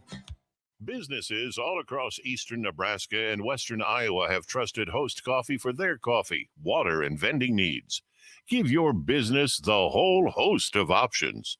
Host Coffee, serving you since 72. Given the rising cost of utilities, many Nebraskans have switched to solar energy and haven't looked back. JTech Solar, the official solar energy experts of the Huskers, is giving you a chance to win a $10,000 solar panel system with the JTech Solar Summer Solar Giveaway. That's right, a $10,000 solar system for free. If you're a Nebraska homeowner and you're ready to transform your home and pocketbook, head over to 1620thezone.com for your chance to win a free solar system from JTech Solar. Restrictions apply. See website for official rules and eligibility. O'Reilly. Don't risk getting stranded with a bad battery. Our professional parts people at O'Reilly Auto Parts will test your battery for free. If your battery does need to be replaced, we'll help you find the best battery for your vehicle and your budget.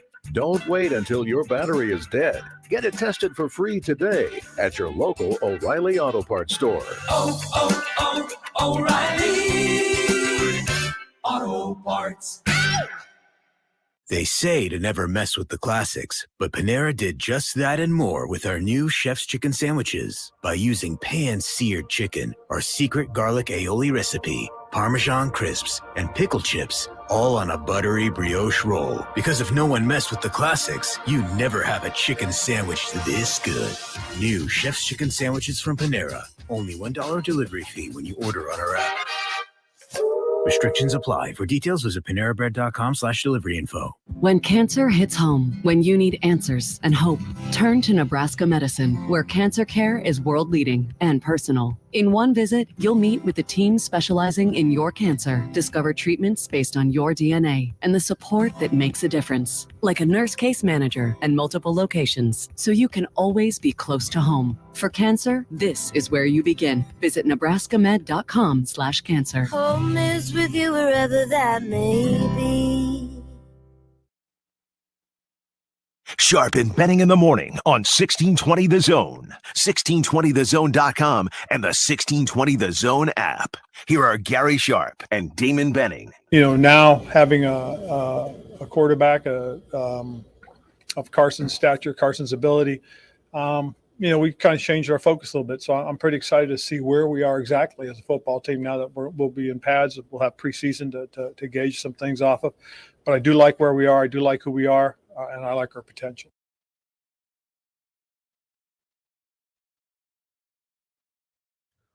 Was her name Stacy? You talking a little Jonah on the way back on the interstate. Mm-hmm. Using code. Don't mind me, Jonah. Sometimes I don't have both hands on the steering wheel. Uncle Gary. Hey, that lady, that mom that was next to us in the autograph line last night. Let's not tell your dad about this. I don't think she had kids. Why didn't you ask for her number, Jonah? So it's pretty cool. He has to play her for his number. He has to play her to come over to his house and play catch, and the kid actually gave him his real number. Yeah, no, and it's I'm gonna text. Just copy and paste that format. If he does play a little bit, maybe we'll knowing you being an opportunist, it's a good thing you're in love, because I could see you totally using a little kid out in public to your advantage. I would in the past, but yesterday was different. It's like when you buy a puppy as a single man. Yeah, or you borrow somebody's kid in a stroller. Or borrow someone's dog. Mm-hmm. Wow. But he was like legit. All the things normal people don't think of. He's 5. He just turned 5. He thinks everybody's a quarterback or a defender. And I wasn't going to change his mind. He'd be amazed that kids. Yeah. And can't catch. And he thinks that Gabe Irvin got the same jersey that he was wearing at the same store, which I think is cute. But y'all so bogus as we begin hour number 3. Something you were saying at the beginning of the show. I said yesterday was kind of a little bit exhausting. Fortunately, I had that. It was kind of a unique experience, fan day. But all the discussion, for God's sake, 31 days from now, you got 31 days to figure out how to win a football game. And this season, win or lose, it'll be because of Scott Frost. Win or lose. But 31 days from now, you need to be 1-0. You cannot be 0-1. You just the program. Hot take. The program will you cannot sustain being 0-1. It just would be miserable. So 31 days to find a way to be a point better than Northwestern. But I know you alluded to this, and now I finally brought it up. But should we read the comments? So I just saw the Jamari Butler response to He tweeted a Sam McEwen article from yesterday, and it is Sam tweeting out Chattel's article. All right, Chattel went all in on Frost's performance at the podium. Didn't mention anything like on the side sessions, but talked about the podium. And I mean, Frost never has an opening statement. He never has. I'm past it. I just want to mention one thing about here. His question about when he was up on the podium. He's had a good offseason. They've had a good offseason. Additions. They like their portal additions. They got coaching. They got a little recruiting momentum. You could have at least selling the vision, sold that in responses to questions. That's the problem I had. But as I said, I'm past. He's not going to turn on the charm. He is who he is. If I'm being picky, you know what I wanted to see? Introduce the new staff. Talk about the new staff. Now, he did when he was sitting. Listen, I know. I understand that, though. I know. So the side session is just us. Yeah. Nobody's really even there yet. Yesterday, it was primarily Nebraska people. I'm with you because podium, you're talking to more national people. Yeah. So Chattel took out the pen and paper, and he went hard in the paint on Frost. And I expect, we're all, for the most part, lovey-dovey. I mean, we're a friendly press corps if, listen to others. Wait, what? So Chattel, and I think the World Herald's going to... Chance, you're not buying that? No, I was looking at Chattel's mentions. Okay, so... they're tough. So let me just finish this thought here. They're tough. So the World Herald's going to go hard in the paint against Nebraska. They are? Yeah. Why? I mean, they're going to have the feet to the fire. There's just... I have that... Well, you got intimate knowledge? No, I mean, we had a conversation last week with Sam, and he kind of alluded to it. I mean, it's year 5, for God's sake. Okay? No lovey-dovey. All right? The professional, polished messenger named Trev Alberts can't speak all the time. Well, love wins. Okay. So all Sam did yesterday was tweet out Chattel's article. And it's, in some ways, this is a quote from the article. In some ways, the process of deciding if Frost can deliver that started on Tuesday began with awkward silence. The lady that was the host, said, do you want to make an opening statement? There was a pause. Then they said that we're going to go straight, go to questions. I'm paraphrasing a little bit. So Jamari Butler responded with a quote tweet. 1, 2, 3, 4, 5 laughing faces. Y'all so bogus. Laughing emojis. Y'all so bogus. I love when you read other people's tweets. So should we read the quote tweets to the Butler tweet? Go ahead. Fans and players hating on your content. Can't imagine why you're only paying for sources like On3 and The Athletic. Okay. Wait, what? It's a sentiment that has been increasingly present for me in the last several years, and lately it has been vindicated in spades. There is simply an oversaturation of media coverage with too much pressure to meet quotas and get clicks. Media mad because Frost is restricting access to the position coaches during fall camp. Shake my head at these. Oh, I can't say that. Yeah. But it's kind of going back to what you said at the beginning of the show. It's going to be an interesting 31 days. I mean, an interesting year. I think the whole year is going to be awkward. Winning or losing. It's set up, did it to yourself. It's going to be awkward for 31 days before the first of 12 football games are played, and it's just be a constant evaluation. I thought a good piece. I thought, Evan, did you read the blurb in the paper from Evan Bland? It's the money quote was, I felt like, I definitely don't ever want to be just a figurehead. I love the game too much. I love the players too much. And then the title of the article, Coach Frost lays out a plan for collaboration with Mark Whipple on the offense. And I'm not apologizing for Coach Frost. He's a grown-up. But let's remember, he is being asked to have a different role from something that he's grown in the profession loving to do. Mm-hmm. Right? And that's being offensive innovator. It's not to say that he can't still do that, because if you think for 1 minute they're going to run a shallow cross with, the corner route behind it and see the dig, and he's not going to be able to say, hey, listen, if number 2 is pushing here, why don't we take a look at doing this? Like, if you think he's not going to do that, we're crazy. Mm-hmm. Right? So it's not like he's going to be like, oh, shoot, I can't say anything. Nope. Scott. Note to self. It's not for you to say. Don't say it, Scott. Don't say it. Like, he's not going to be doing that. Mm-hmm. Like, it's not even realistic. Even if he was a head coach and he was Dave Aranda, you think Dave Aranda's saying, well, that guy over there on offense calling plays for me knows a heck of a lot more about what they're doing than I do. But you know what? I'm not going to say a word. Yeah, it's probably not happening. Mm-hmm. Right? I think Kirby Smart talks to his offense coordinators. Did Nick Saban say anything to Lane Kiffin? Okay, so good point. He's going to talk. Am I mad at him for I always think it's interesting. How much money is enough money, or what kind of position is a big enough position to have somebody 100% of the time go above and beyond normal human responses? By that, I mean, well, you're the such and such, you shouldn't do blank. Or you're the such and such, you shouldn't say blank. Like, who really bats 1,000? True. President has gaffes as the president. CEOs have gaffes as CEOs. So why do we think that because coaches make an X amount of money that they all of a sudden would not be human? Especially when it is crunch time. Sometimes you can see cracks, mm-hmm.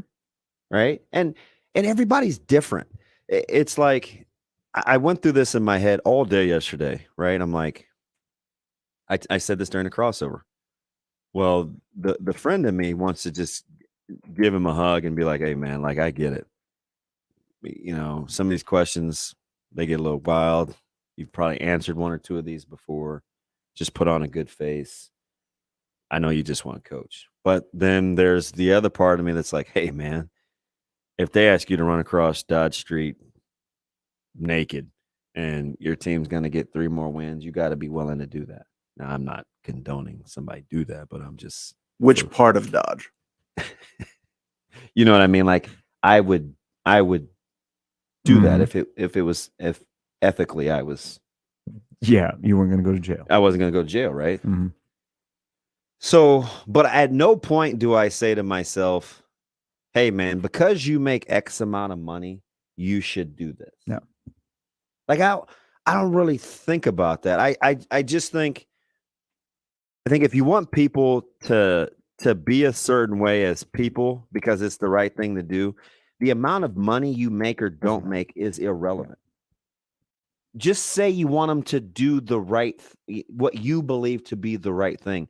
Don't attach a dollar figure to it, because I don't want somebody that makes $37,000 a year to be any less inclined to do things for the greater good than somebody that makes $6 million a year.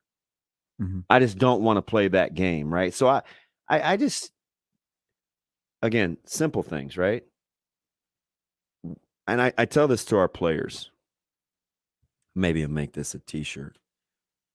When I talk about practicing self-awareness, I said, hey guys, occasionally just ask yourself, am I in the right place? Am I doing the right thing?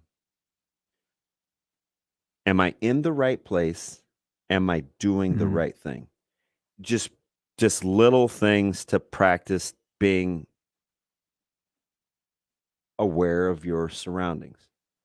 Whether you're talking in a group off to the side, whether you're not paying attention to what the coach says, whether you're down in the locker room versus being, and am I doing the right thing? And I think that shouldn't have a dollar figure attached to it. So I just wanted him to say yesterday, hey, where am I? Am I doing the right thing? Where am I? I'm at Big Ten Media Days. what would be the right thing to do? The right thing to do would be to tell the national media about my football team for the 2022 season. As long as you hit those two benchmarks, you're probably going to be pretty safe, right? And somebody would go, okay, that's what a CEO does. As dry as it is, so the person that was in the contingent yesterday, that is, I referred to him as GM Trev. He is a professional, polished messenger. There's no gray area when Trev speaks about what his vision is. There's no, okay, let's piece through this. He said something yesterday, and I think his whole evaluation process, there's going to be a lot, and I don't think it'll be a hard decision. It'll either be an easy decision, or the decision will play itself out. I don't think it'll be a hard decision for him because he's thinking in the moment, down the road. His evaluation will be, I believe, real momentum in the program, butts in seats, all the things. It won't be just wins. He said something yesterday about how him and Scott's relationship has been structured and how it's grown and what he's asking of Scott. And he asked the question, why? I wish there were more why questions. When someone says we're going to be better than we were in 22, we got better talent, which I disagree with right now. Why? Why will this be different? What will be different in terms of penalties, turnovers, all fourth quarter meltdowns, all of that kind of stuff? Why is a very powerful word. Trev uses that a lot. Did you find it interesting that as Trev walked through how he sees the current blending? I love the word blending, of blending all this together. He said, if Scott is receptive to it, it will work in terms of different perspectives on your staff, bringing in that knowledge, soaking it in, sharing your knowledge. If you're receptive to it, it can work. It was interesting. And God, you guys don't be mad at me. But again, I always think I come by this honestly. I feel like I shouldn't have to apologize for this, but I am. I was taught, hey, words are important. Choose them carefully. Okay, that's my dad through and through. He'd always tell me words have value. Words have value. Words have value. Words have value. I wish he wouldn't have used the word receptive, unless he feels as though it has been a struggle for it to be conveyed, because it implies that he's fighting it. So if that message is for Frosty and you've told that to him, knock yourself out. If you haven't, don't tell it to us, because we're not very mature, and we'll do just what I'm doing now. We're going to say, ooh, has he not been receptive? Is he fighting it? But Trev is savvy enough to know. That's a good word to use with him. He's savvy enough to know he's going to say exactly what he means. You just don't know in what capacity he's referring to. Because I don't think it's as easy as saying, hey, listen, against cover 3, these are the beaters that I think that we should use. And hey, when we're in run formation, I think we should do this, this, and this. And Frost is like, oh man, no, I don't want to do that. I don't think it's just that. I think it's things like this. Hey, we can handle this over here. You empower us to do this. And then over here, you can do this. And I think we all can win, or however. I'm just making this. I'm just making this up on the fly. And Coach Frost is like, oh, okay, cool. Let's go with that. That's what I think he means. So there will come a point, and it may happen in the next 31 days, and I think it will. I think he's got a season-defining decision in his program on how he handles this season that will define the entire season. I think it happens sooner than later on how the head coach approaches this season and how it trickles down to people that are on the same floor as him or in his locker room. Well, I don't know. I mean, on how he approaches this season to show everybody that he is qualified, that this is going to work. Did you get the impression? I'm totally spitballing here. You know, Trev says things like that, which is post what Frost said. Yes. And Coach Frost was talking about, hey, it's not just the players, but it's the staff as well. Yep. Did you read that as a negative or just kind of a mission statement, speaking it to an existence like, hey, as long as we all get along, my man Rodney King, sweet Jesus, can we all just get along? That they'll be fine. Yep. I read it like that. Yeah. But maybe I've heard Trev talk down the street and now wearing an N logo. So I kind of, I know. You feel like you have I think a I vibe look for at. his I think I words? look at what his words and what he means when he says stuff. Like he doesn't wait. See, that's the thing about Trev is he doesn't waste a lot of words. Typically not. And especially in this role where more people are paying attention to every word that he says. But the receptive part of it is, I mean, that's true. That's to make this work. And we'll go to the call and then we got to go to break. What's the key for you've been around him as a teammate? We've been around him here in Omaha, now in Nebraska. What is his key thing about comfortability? You got to learn to be able to function being uncomfortable. But he also that when I hear receptive to it, you got to be comfortable being uncomfortable, something that you've never done in the past. Oh, you're talking about the underlying meaning outside of the word itself. Yeah, giving it meaning. I mean, so for him, I even think he's coaching us through the media on what they're after behind the scenes. Like I think he's just trying to give us a snapshot into what they've been working on. Because I thought it was interesting, and I didn't know he hadn't spoke it yet when I said this during the crossover. But I told you what I think the whole key is for Coach Frost is to trust. Mm-hmm.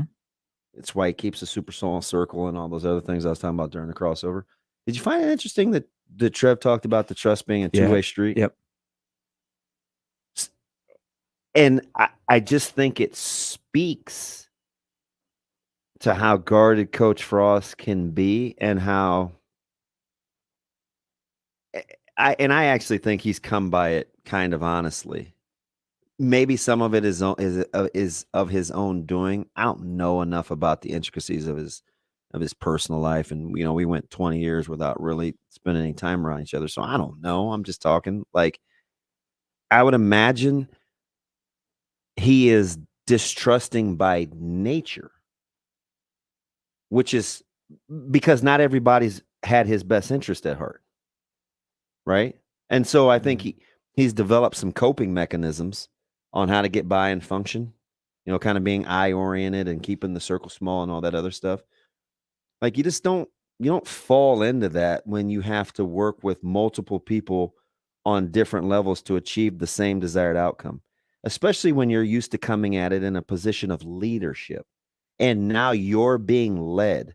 Like that's an interesting dynamic for the human for the human condition to cope through or to cope with. Yeah. So you can't do anything but trust if that's what's being asked of you. And you can't do it reluctantly either. Like, oh man, I guess I got to go with it. That's why I kind of like what Coach Frost said yesterday about, two Nebraska guys wanting the same thing. Because he told you all you need to know in that little innocuous answer. He still needs some middle ground in order to meet you. He quantified it by saying 2 Nebraska guys. So he's letting you know that was part of the qualification that gives him a peace of mind. Yeah. Right? Yeah. He's telling you, hey, 2 Nebraska guys that want the same thing. Even in that little itty bitty answer, he gave you the parameters in which is the basic starting point for him to listen to what you're saying. Right? And but then this conversation, how does it equate to wins? Yeah. That's why I tell you, I just think Coach Frost is better with people he doesn't know. Here is, i.e., he's success in the portal.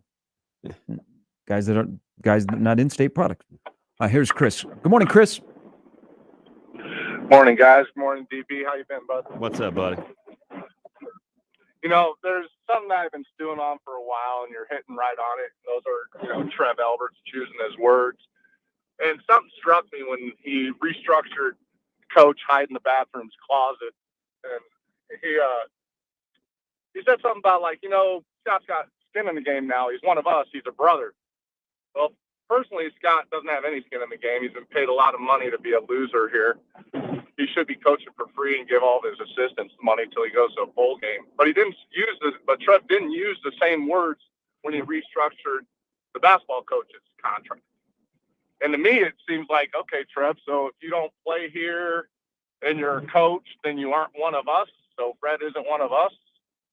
And you mean when he said it was he's one of ours. Yeah.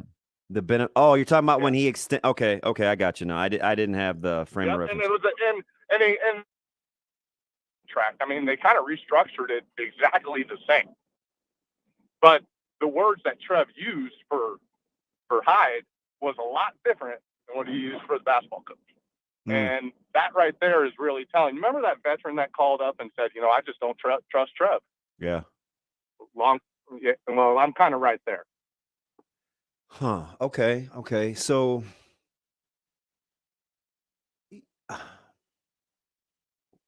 what if it's like this? I know we got to take a break. What if Trev has to make this year work? But because you know what, he couched it. I get what Chris is saying. I totally get it. But see, Trev couched it by saying he's not talking to us when he says there is no anecdotal or quantitative data to show that this works. Mm-hmm. We're taking a leap of faith. He exposed himself, right? He's basically saying, hey, history says this doesn't work, but I'm going to do it anyway. He wasn't talking to us. I firmly believe Trev was not talking to us. He's not the alpha when it comes to some of that decision making.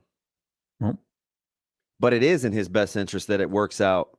That's why it is in his best interest that it works out in the short term. That's why I call him GM. But he did couch it by saying, hey, this hasn't really worked before what we're trying, but let's see. So at least I know that I've done everything that I could to make this work. I think that part was equally as telling. When we were apart, I said it. Trev looked at Scott, looked at Fred, and said, no one is worth firing for $20 million or $18 million. But GM Trev runs football. Trev Alberts AD is overseeing basketball. That's how I look at it. And Chris is not a fan of Coach Frost. So I mean, he didn't point. He wasn't? Yeah, right. Everybody's like, wow, did he really? Yeah.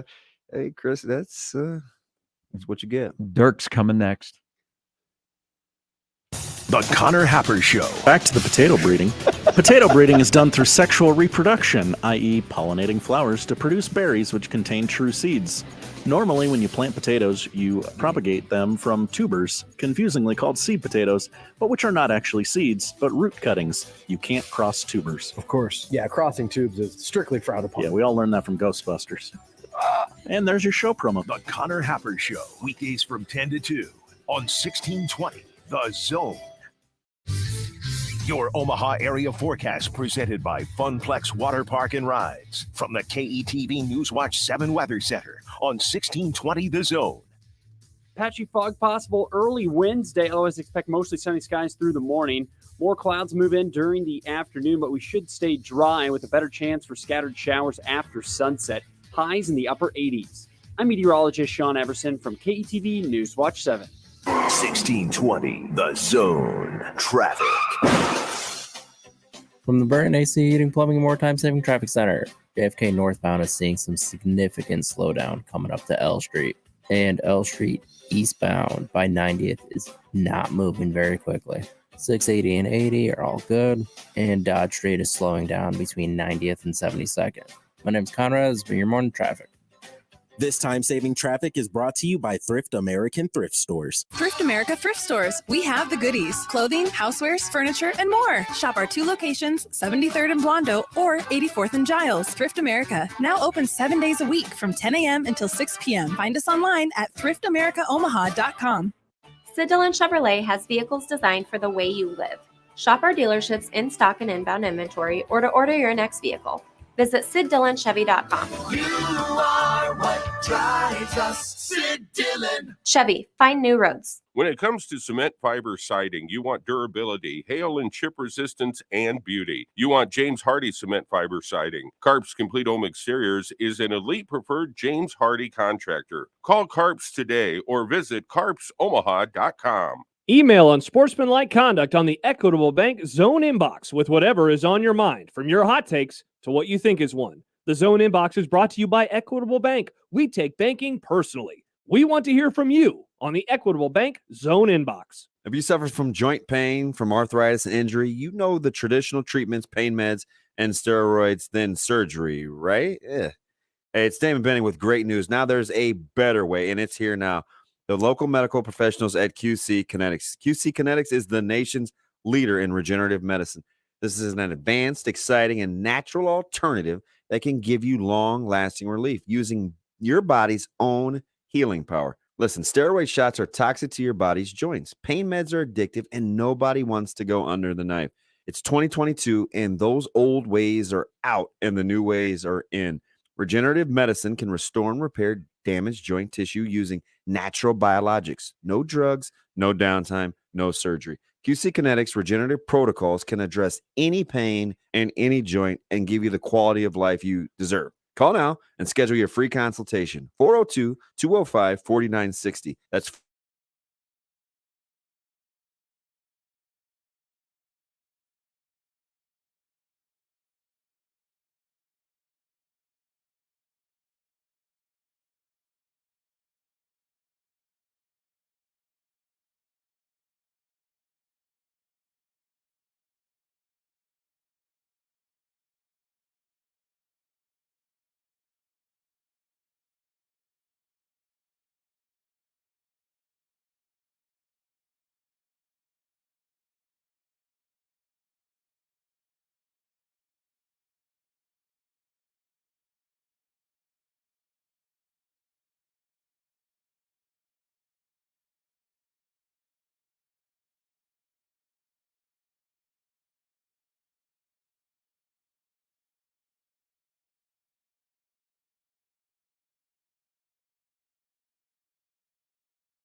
ZipRecruiter for free at ziprecruiter.com/radio. ZipRecruiter doesn't depend on candidates finding you. It finds them for you. Its powerful technology identifies people with the right experience and actively invites them to apply to your job. You get qualified candidates fast. So while other companies might deliver a lot of hay, ZipRecruiter finds you what you're looking for. The needle in the haystack. See why 4 out of 5 employers who post a job on ZipRecruiter get a quality candidate within the first day. ZipRecruiter, the smartest way to hire. And right now, you can try ZipRecruiter for free. That's right, free at ZipRecruiter.com/radio. That's ZipRecruiter.com/radio. ZipRecruiter.com/radio. Summer never seems to last long enough. One day it's the 4th of July, and then all of a sudden, boom, it's Labor Day. But there's still plenty of summer left in Sarpy County. So before you start thinking about pulling your Halloween decorations out of the closet and switching to pumpkin spice everything, there's still plenty of Omaha Storm Chasers baseball at Warner Park, brewery, winery, and distillery tours, concerts, and of course, back to school shopping. So click GoSarpy.com and make the rest of your summer awesome. Sarpy County, so near, so fun. Sharp and Benning in the morning on 1620 The Zone, 1620thezone.com, and the 1620 The Zone app.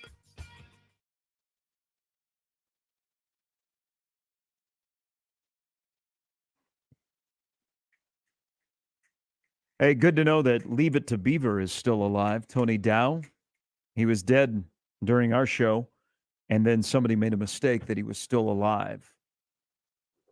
That'd be I'm kind of not a listen, hey, significant oopsie. mistake. You know how glassy my house is?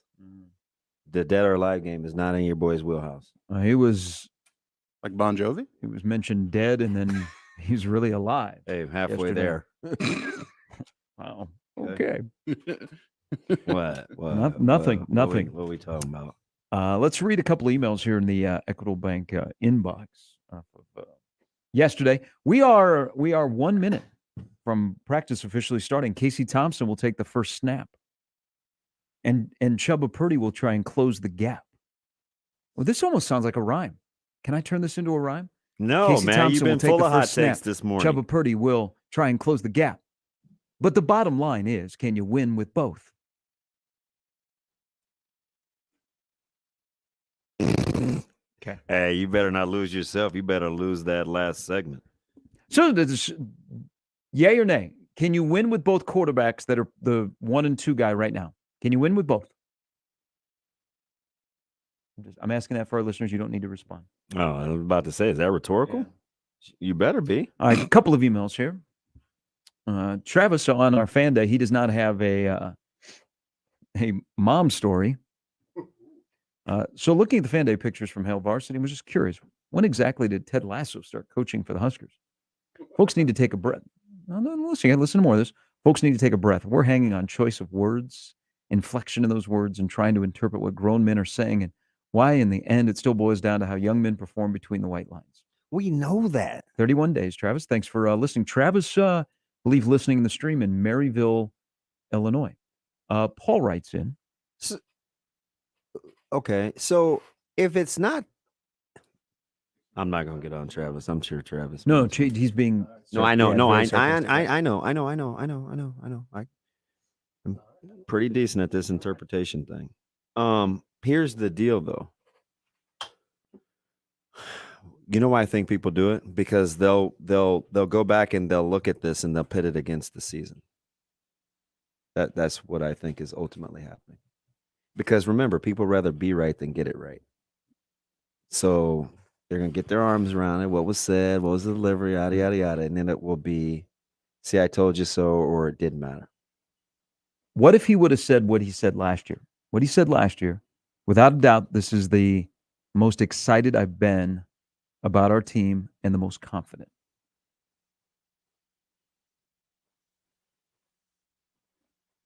He's not going to do that. Okay, do you know why? I don't. Because we would have done the same thing. Just using it as an example, that's what he said last year. Yeah, we would have done the same thing. All right, Paul writes in, guys. In a position like his, you can't win for losing until you win. I don't know why he did say, though, that this team is more talented than last year. Paul writes in, one of the things that was disappointing yesterday is that this should have been easy. How hard is it to screw up media days? And somehow he managed to do it. Give some stock answers, praise your team for how hard they're working, praise the staff, talk about how excited you are for the season. If he's sad about giving up play calling, follow that up with how you're excited about the new role as a CEO. I'm not a huge PJ Fleck fan, but when I see him and hear him talk, I have no doubt who's the leader of that program.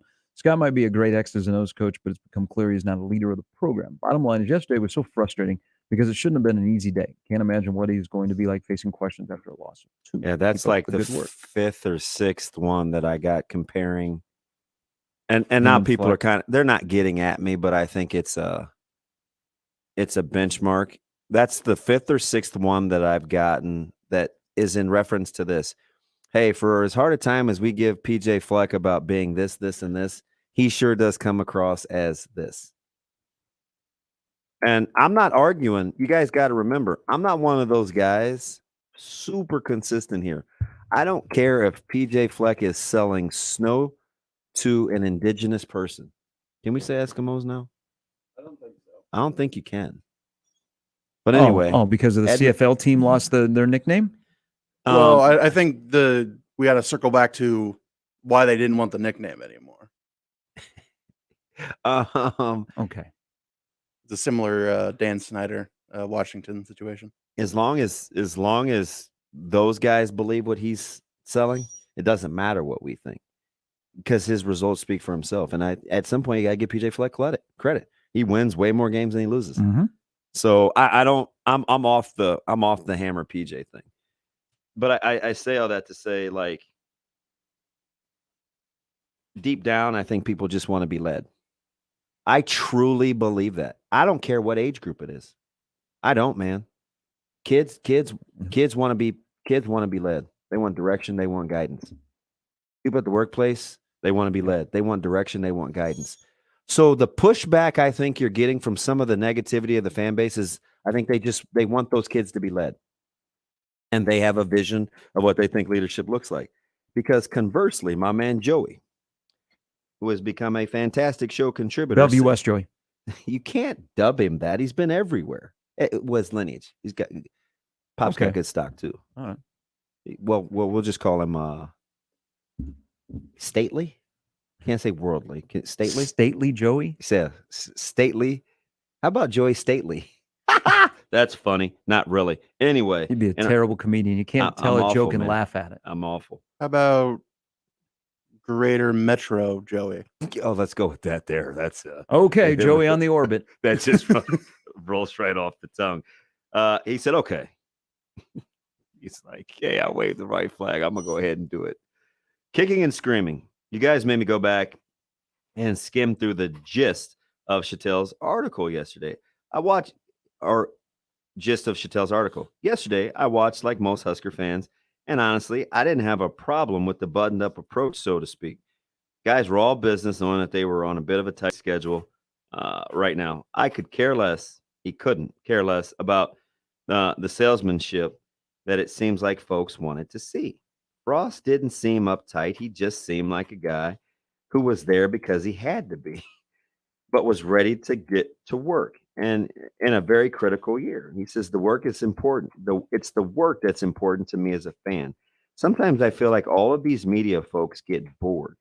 Let's just play football. You can miss me with the chatter for clicks. Just my opinion. Joey is not alone. But I will tell you, the opposite side or the other side of that coin is kind of what I just said. People are going, it's just like putting clips in the barrel, putting a clip in the chamber, I should say, or bullets in. We want to be able to use them later. So we're parsing through to see if we can glean information and pit it against what we see down the road. That's the short of what's happening. Of course, people want clicks, but I don't think people will sacrifice the integrity of their job just to have somebody click on them. I don't. I mean, call me naive. Yeah, I don't think we've gotten to that point with journalism in the state. Dude, do you see all the awards these guys win? And I'm not saying you have to agree with everything they say, but I mean, I don't think they're sacrificing credibility just for the sake of it. What if Scott's the same exact guy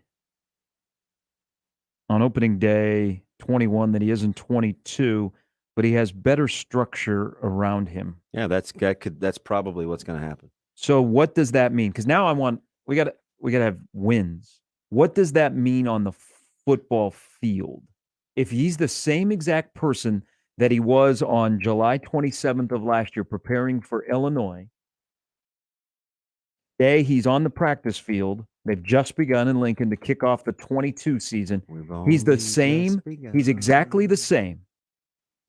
But there is better structure in the office next to him. I don't think that's going to work. And on the same floor. You know, I don't think that's going to work if that's the case. So it's the same results.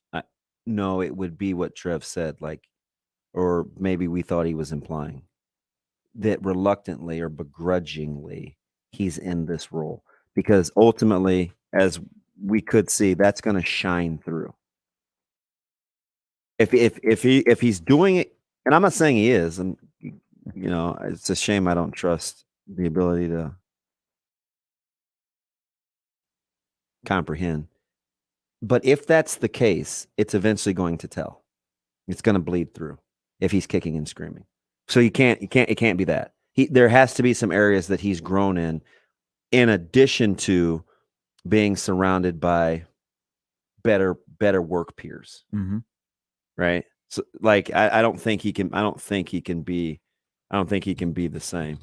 You know, but I'm going to say what I said yesterday. The media has a job to do. So to ask them to not have opinions or to talk about or to write about, it's just not realistic. It's part of it's. I mean, maybe we got to do a better. Not we as in the media, but we the people have to do a better job of not being so thin-skinned either. You just shrug it off. If you want to consume the information, you do. If you don't, that's okay too. If you have differing opinions about the information that you consumed, that's okay too. But to a step like the vitriol that folks get worked up about the little things, got major in the major and minor in the minors. Mhm. Most times, unless it affects your daily bottom line or how you fill out your W-2s, they're just people's opinions.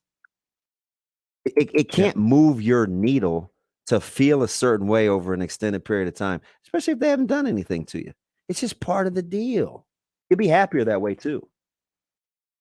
Because what happens is what you don't want, I'm telling you, you don't want media coverage to just go radio silent. How would you glean any information? It can't just be from what you watch on Saturdays. And it won't be around here. I mean, it's makes me think of the segment from The Pivot with Channing Crowder and Kevin Hart and Ryan Clark and Fred Taylor. They were talking about a particular lifestyle. Kevin Hart says, you can't just think about the beginning. You have to think about it the whole way through. You can't just think about step 1. You got to think about steps 4 and 5 and the ramifications of that. The angst and how mad we get at what the media does, just consider if it was the other way. You have to be able to play in that world because it's just part of it. Doesn't make them bad people. They're just different than we are. Some of us. The word I started the show with? Austin? No, it doesn't have to be that way though, Franklin. Like, do you know why I say that? It's because we control that narrative. I'm not put off by it. I understand what I'm dealing with, and I think you do too. It would have been nice today to have today be the first game. That's every offseason, champ. 8:56. Quick break. We'll catch up on some calls. Last hour upcoming. Brandon Vogel scheduled to stop by as well. Joey says Bellevue West. Joey is fine. Oh man, he's riding with just Bellevue West. Preseason number 1 boys basketball. Preseason number 3 football. I like Greater Metropolitan, Joey. But if he wants to be dubbed Bell West, Joey, we'll rock with Bell West. I mean, your wife used to teach at Bellevue West, and then she wised up. Your kids were going to go to school there at one time. No. I mean, for a second. Yeah, so they were at one time. That was not on Coach Huffman, by the way. It was distance, long drive. The bus wouldn't come all the way out to your neighborhood and take your kids to Bell West. I think it was just the feel of the building. I don't know. They got a great AD. Your kids would rather go to a school that's off a busy street like Pacific compared to 370? Yeah. Or I was in my feelings during that stretch, so I didn't necessarily get into the why. It's all about that folks were- architecture. I didn't get into the why people were making the decisions that they made. Okay. It's not a good stretch for your boy. Sharp betting in the morning on 1620 The Zone. Omaha's most listened to all sports radio station. Again and again and again. 1620 The Zone.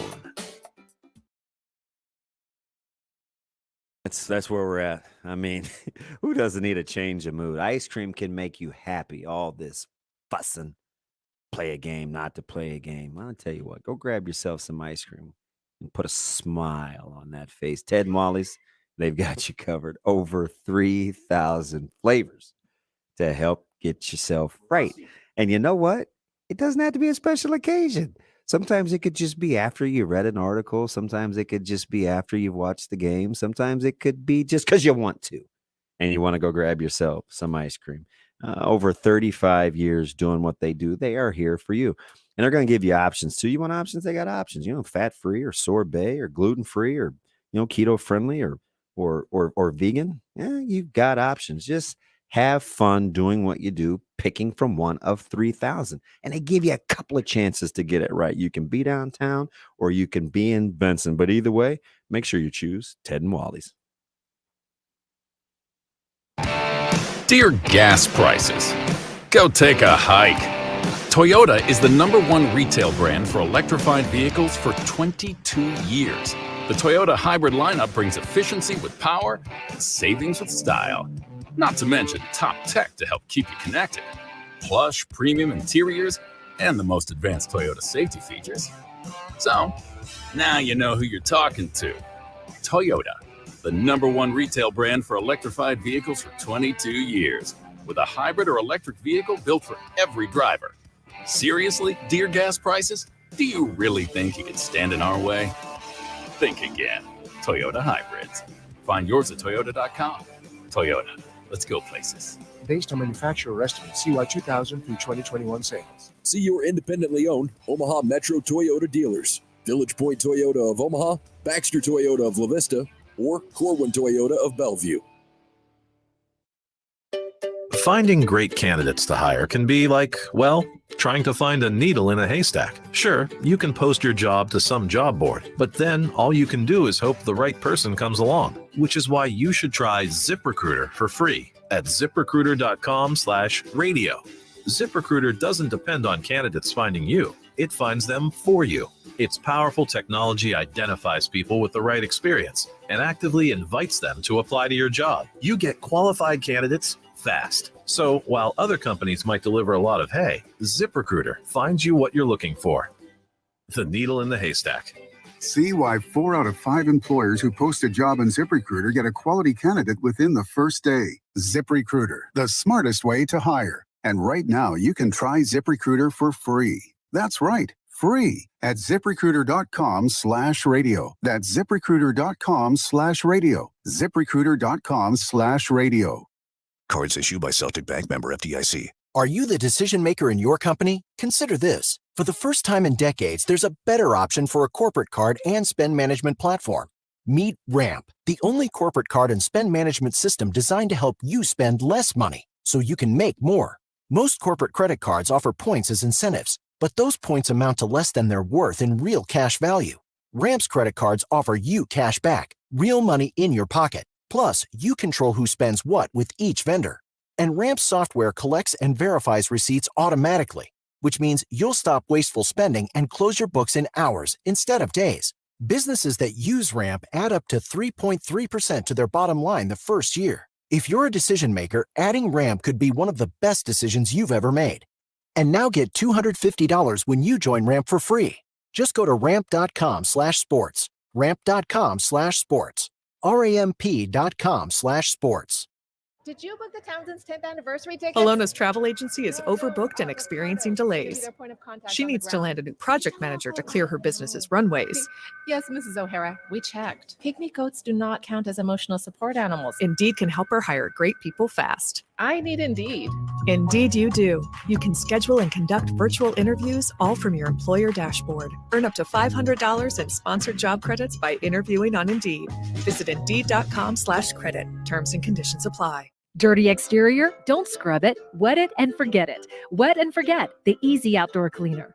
Wet and Forget works over time with Mother Nature to eliminate unsightly black and green stains on the exterior of your home with no scrubbing, power washing, or bleach. Use Wet and Forget on all your outdoor surfaces, including decks, siding, roofs, and patios. Wet and Forget's available in a concentrate or extreme reach hose-in. Purchase Wet and Forget in store or online at Lowe's, Menards, Ace, or Walmart. The best part of your summer night is listening to Royals baseball on 1620 The Zone. Sharp and Benning in the morning on 1620 The Zone, 1620thezone.com, and the 1620 The Zone app.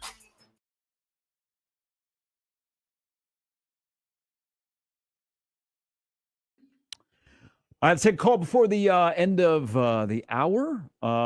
Good morning, Cody. Good morning, gentlemen.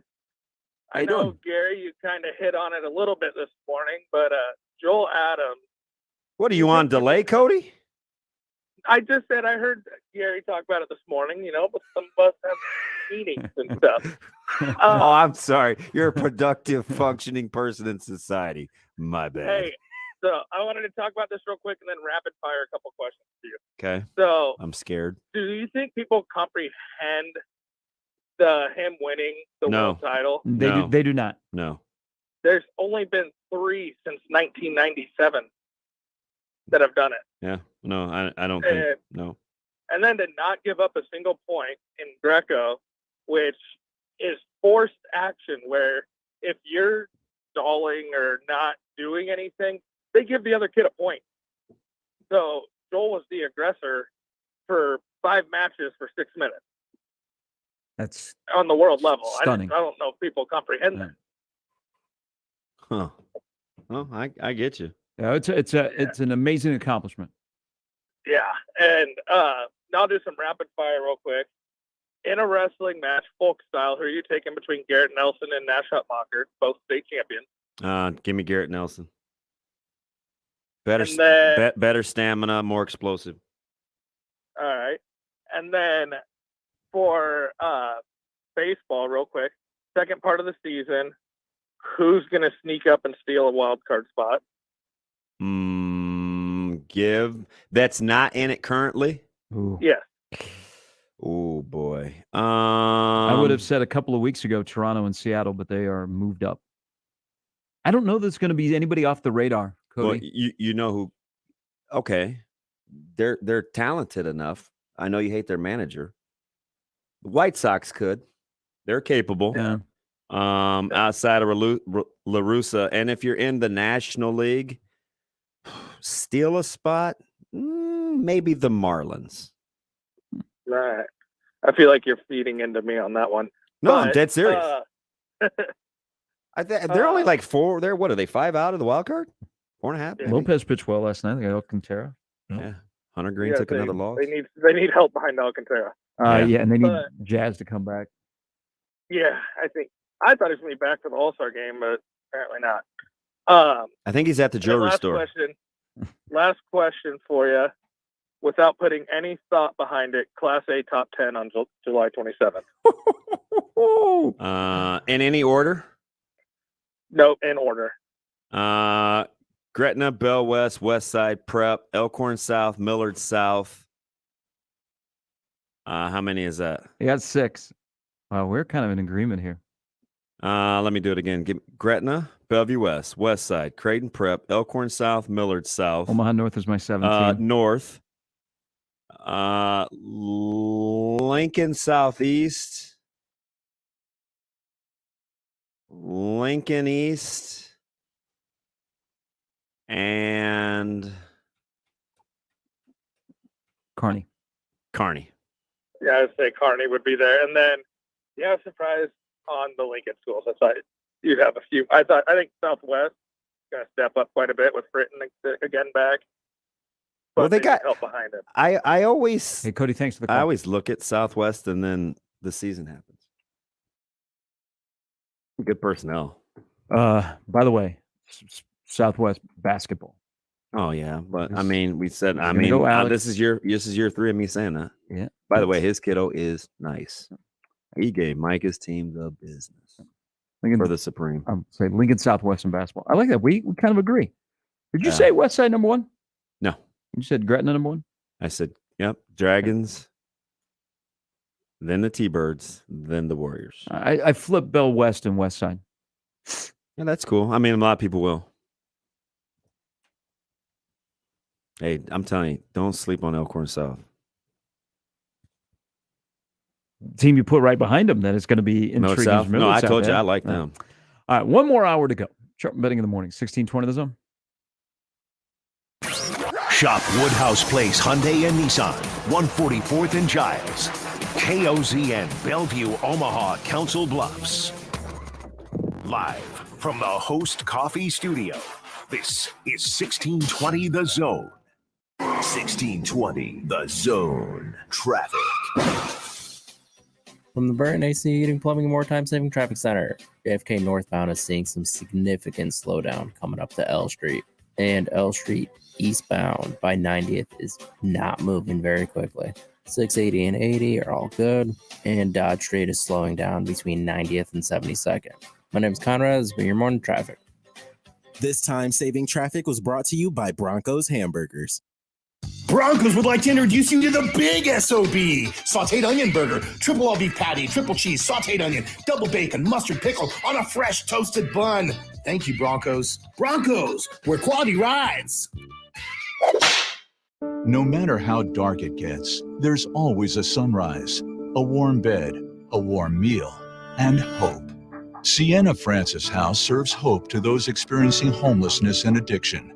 Every day, we provide more than 1,000 meals and serve nearly 500 guests in our emergency shelter, Miracles Recovery Program, and supportive housing apartments, and help our guests navigate a path to permanent housing. Learn more at siennafrancis.org. Before you know it, Husker football season is going to be here, and you want to be in Memorial Stadium or following the Big Red on the road. And while you look for tickets, look no further than ticketsforless.com. Formerly Ticket Express, they are your home for the best selection of Husker tickets inside of Memorial Stadium. And the best part, you'll never pay those outrageous fees like you do at other sites. Just compare. And you want to follow the Big Red on the road? Tickets for Less has you covered there, too. Find the best seats at the best prices to all your favorite Nebraska events, all in one convenient location.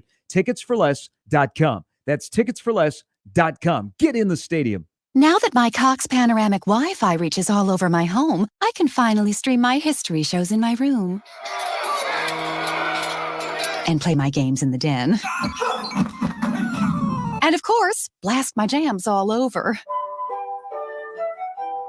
Mom! Sorry! Those flutists can get pretty rowdy. Stream throughout your home with Cox Panoramic Wi-Fi. Speeds vary and are not guaranteed in certain cases. Panoramic Wi-Fi pods sold separately may be required for extended coverage. Restrictions apply. Given the rising cost of utilities, many Nebraskans have switched to solar energy and haven't looked back. JTech Solar, the official solar energy experts of the Huskers, is giving you a chance to win a $10,000 solar panel system with the JTech Solar Summer Solar Giveaway. That's right, a $10,000 solar system for free. If you're a Nebraska homeowner and you're ready to transform your home and pocketbook, head over to 1620thezone.com for your chance to win a free solar system from JTech Solar. Restrictions apply. See website for official rules and eligibility. Hello, I'm Doug Nodgard with Equitable Bank. If you've been dissatisfied with your current banking situation, maybe it's time to move to a bank that works to deserve your business. We have an engaged staff that offers exceptional personalized service. We also have a great digital banking platform. We have 2 locations at 108th and Dodge or 202nd and Pacific.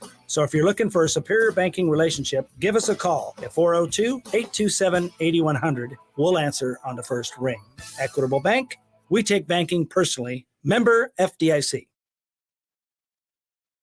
Sharp and Benning in the morning on 1620 The Zone, 1620thezone.com, and the 1620 The Zone app. Here are Gary Sharp and Damon Benning.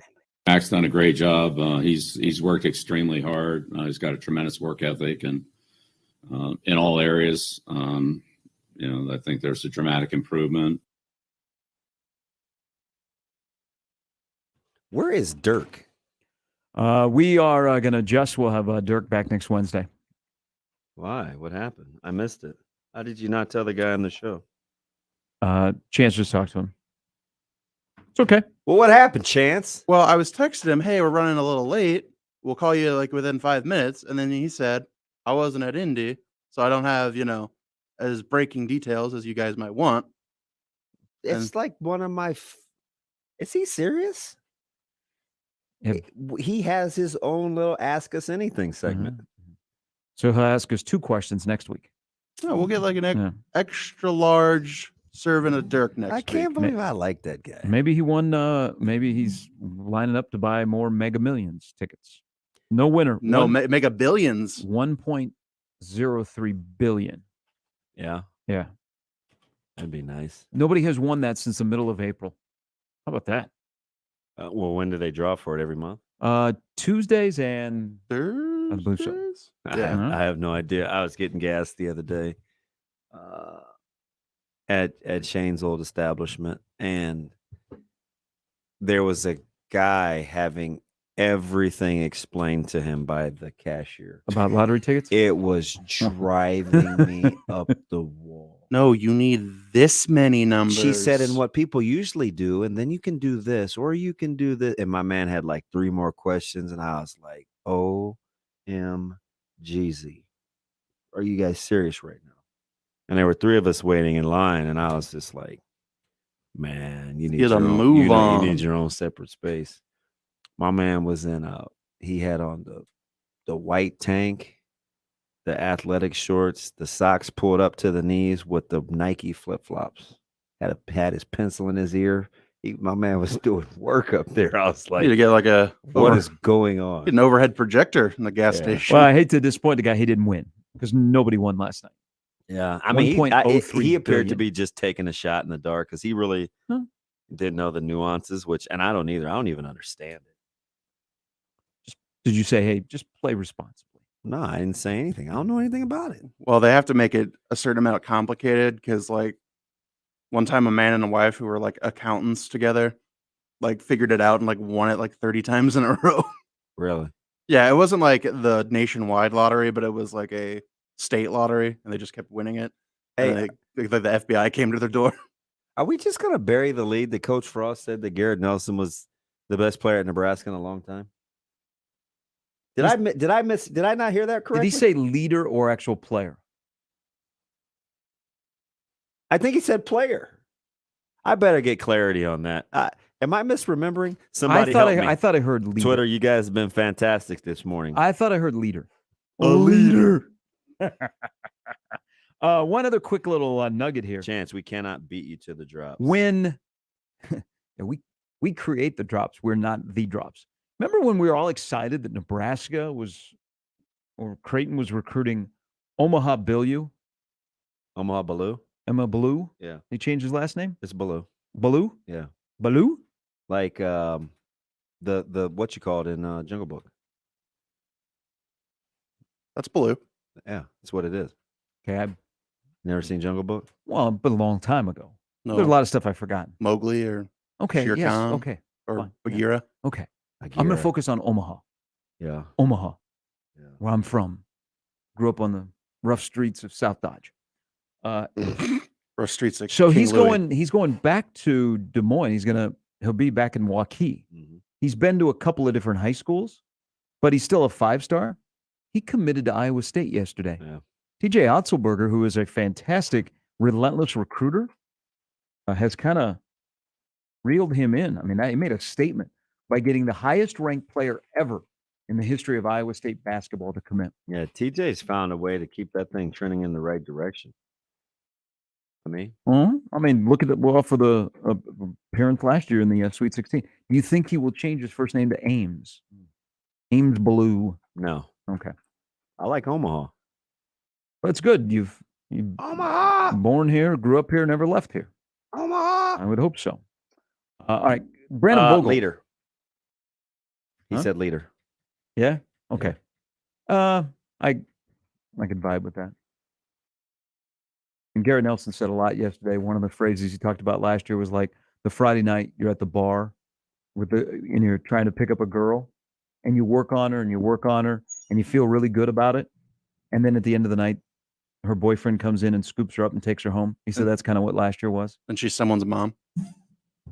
That's a Sharpie thing. Oh, right. No, I stay away from moms. No, you've been grooming yourself that way since you were a kid, going over to people's houses just to see their parents. You know what? That might, now that you bring that up, Karen Ballard was maybe the start. But I moved away from moms. I went with never been a mom. And then I morphed into single moms. Because it would be tough to do married moms. Oh, I mean, hey, not for some. I'm not doing. I guess I'm not doing a 3-man weave. I guess someone has to be a homewrecker. A leader. He said a leader. Hey, good. By the way, day 2 of Big Ten Network. What do we get? Day 2. Listen, it's a good thing I like you because I was getting my reflexes were going to backhand you. Don't snap at me. Apparently we got stuff going on. Big Ten Media Day. Hey, that just instinctively I almost snapped because you snapped at me. There's only a couple things that really piss me off. That and cussing at me. That'll get your ass whooped. Well, we got till 10 today. Hey, but good on Big Ten people yesterday. We did not Two said chop chop. talk about the Rose Such Bowl a mark. as the pinnacle, that it's not the goal. No, but Kevin Warren did precede that by saying he appreciates the bowl partners and what they mean, because what they do is the other 364 days out of the year, they provide them with opportunities. He did say that. I know. There's part of that we may or may not get to. But the Rose Bowl, which the status is kind of interesting, right? Where it currently matches up with the Big Ten and the Pac-12 is nobody said that's the goal. Nobody said that's the pinnacle. We are making strides in the Big Ten. Who's ever even inferred that other than Kirk Ferentz? And all he said was he referenced its significance to the Big Ten Conference. There have been coaches that have said that our goal is to get to the Big Ten. Yeah, you do know if you're playing in the Rose Bowl, you probably are in the national title hunt, though. I would rather I'd love to play in the Rose Bowl when it's a playoff game. How did Utah lose this game? Man. Because of C.J. Stroud, Marvin Harrison's kid. It's third quarter. You're up 7. You've scored 35 points. And you're getting ready to get your doors blown off in the second half. So Ryan Day will be on display in Indianapolis today as the leader. The gap is, Ohio State sits on the throne, and the gap is not really close. Like the one between your teeth. But here's what the Big Ten needs. Okay, the Big Ten is got the markets. Okay, they got the 3 largest television markets in the country, and they have an opportunity here to command the entire day with UCLA and USC when it comes to 11 a.m., 2:30, 6:30, maybe even 9:30. They will command the day if they choose, if the schedule works out, that they can go through all 4 time periods. But at some point, the Big Ten needs to take the jump where Ohio State is from, hey, we are a market power. We are a brand power. We got to be an on-field power besides Ohio State. That needs to start sooner than later, where you don't need to be Ohio State, but man, you got to close that gap. I have a question. question. That the Big Ten, when it comes to just the football part of it, they represent well, because we're steamrolling to a 16-team playoff. Do you have 4 worthy teams every year out of the Big Ten to be playing in the playoff? Can I tell you that that's overstated? About playing in the playoff? About the number of teams needed to validate a conference. It's awful one-sided in this conference. Okay, but let me tell you something. When's the last time you remember more than 2 teams in the SEC being in the playoff discussion for legitimate national titles? Now, but we probably will when it expands, because there will be a couple of people invited. Well, all of a sudden you think Texas is going to do something they haven't done in 20 years? I'm not looking at Texas. You're looking at Oklahoma? Oklahoma will be in the mix. I don't think they'll go anywhere. So I think if you have 2, you're good, because that's all anybody else has ever had. Nobody's trotting out 3 or 4 contenders. Which is going to add to my discussion about a 16-team playoff. Unless you go to a 37,000 team mega conference. What? I'm trying in my head think of 37,000 teams in a mega conference. I'd hate to do the scheduling. Yeah, really, it's 37,000 minus 36,869. I've been sticking on this. I've said it a couple times today. 131. I don't know if you agree with me or not. Maybe you're just avoiding. The talent right now, today, and the 21 season is in the books. I'm not going there with you. I think the talent on the 21 roster, compare right now, is better than the 22 roster. Why did he keep saying that? Why does he keep saying that? Because he's not looking at the defensive line or the 2 safeties that you lost. And I'm not overstating. I'm not saying those guys were great in the back end. They're pretty good. Didn't give up a ton of big plays in the passing game. And they got guys lined up right. And again, your returning productivity at the wide receiver spot is alarming. But I did like when you but you're going to have a first-year starter potentially at running back.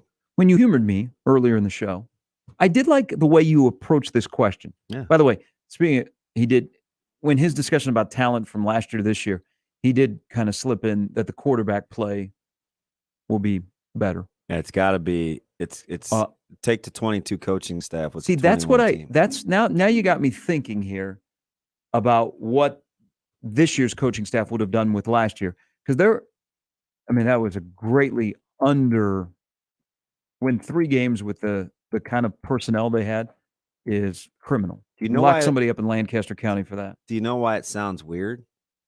Because all we've heard is that they were so close and should have had more wins on the board. If that's the case, how much better can this team really be? Can two things be true at once? Walk me through this. They can. Can they have? Yeah. Can they be better this year, but have that team been so close a year ago without winning those games? Then we've shifted the conversation to pure execution. Because if they were in every game and they weren't winning and they were all close, was it coaching that kept them close? You wouldn't have had 3 new hires. It had to be the players. Weren't they keeping it close in spite of the 3 guys you fired? Maybe that's what he means. Talent on the coaching roster. Oh, I see what you did there. From a certain point of view. I'm just talking, man. Don't mind me. I'm here for your fun and frivolity. Just asking questions. You didn't answer me. Well, okay. So I'm going to follow up with a question. This is great sports talk. This is vintage Sharpie. No, so what will be different? Deflecting. Coaching. No, I'm not. Okay. But there's still, at the end of the day, there's the part of the execution. Last year, we may think Frost was a great play caller, but guys didn't execute the play that was called.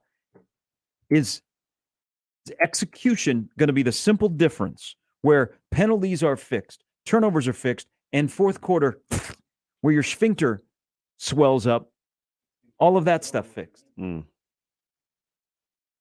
Talent was better last year, but execution and those intangibles better on this year's roster with less talent. I don't know, Sharpay. Good questions. I make you think. Here is, and I'm glad that he has taken my name, Bellevue West Joey. Good morning.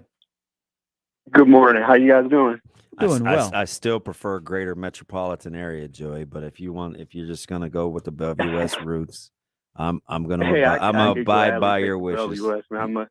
I'm a proud 97 alum. So I can take that, you are as fly as an Isaiah Fluellen pass. Stop.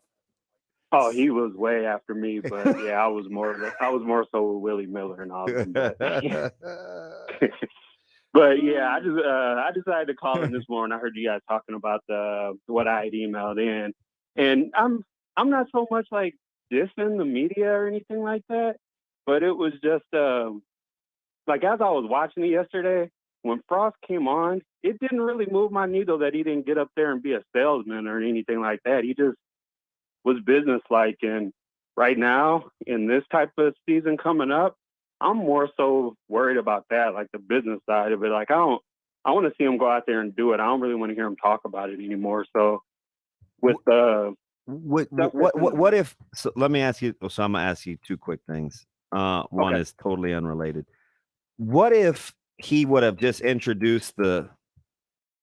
What if he just would have introduced the staff and talked about the new additions? To kind of and their role as opposed is to get ahead of the game for all the collaboration, taking a step back questions.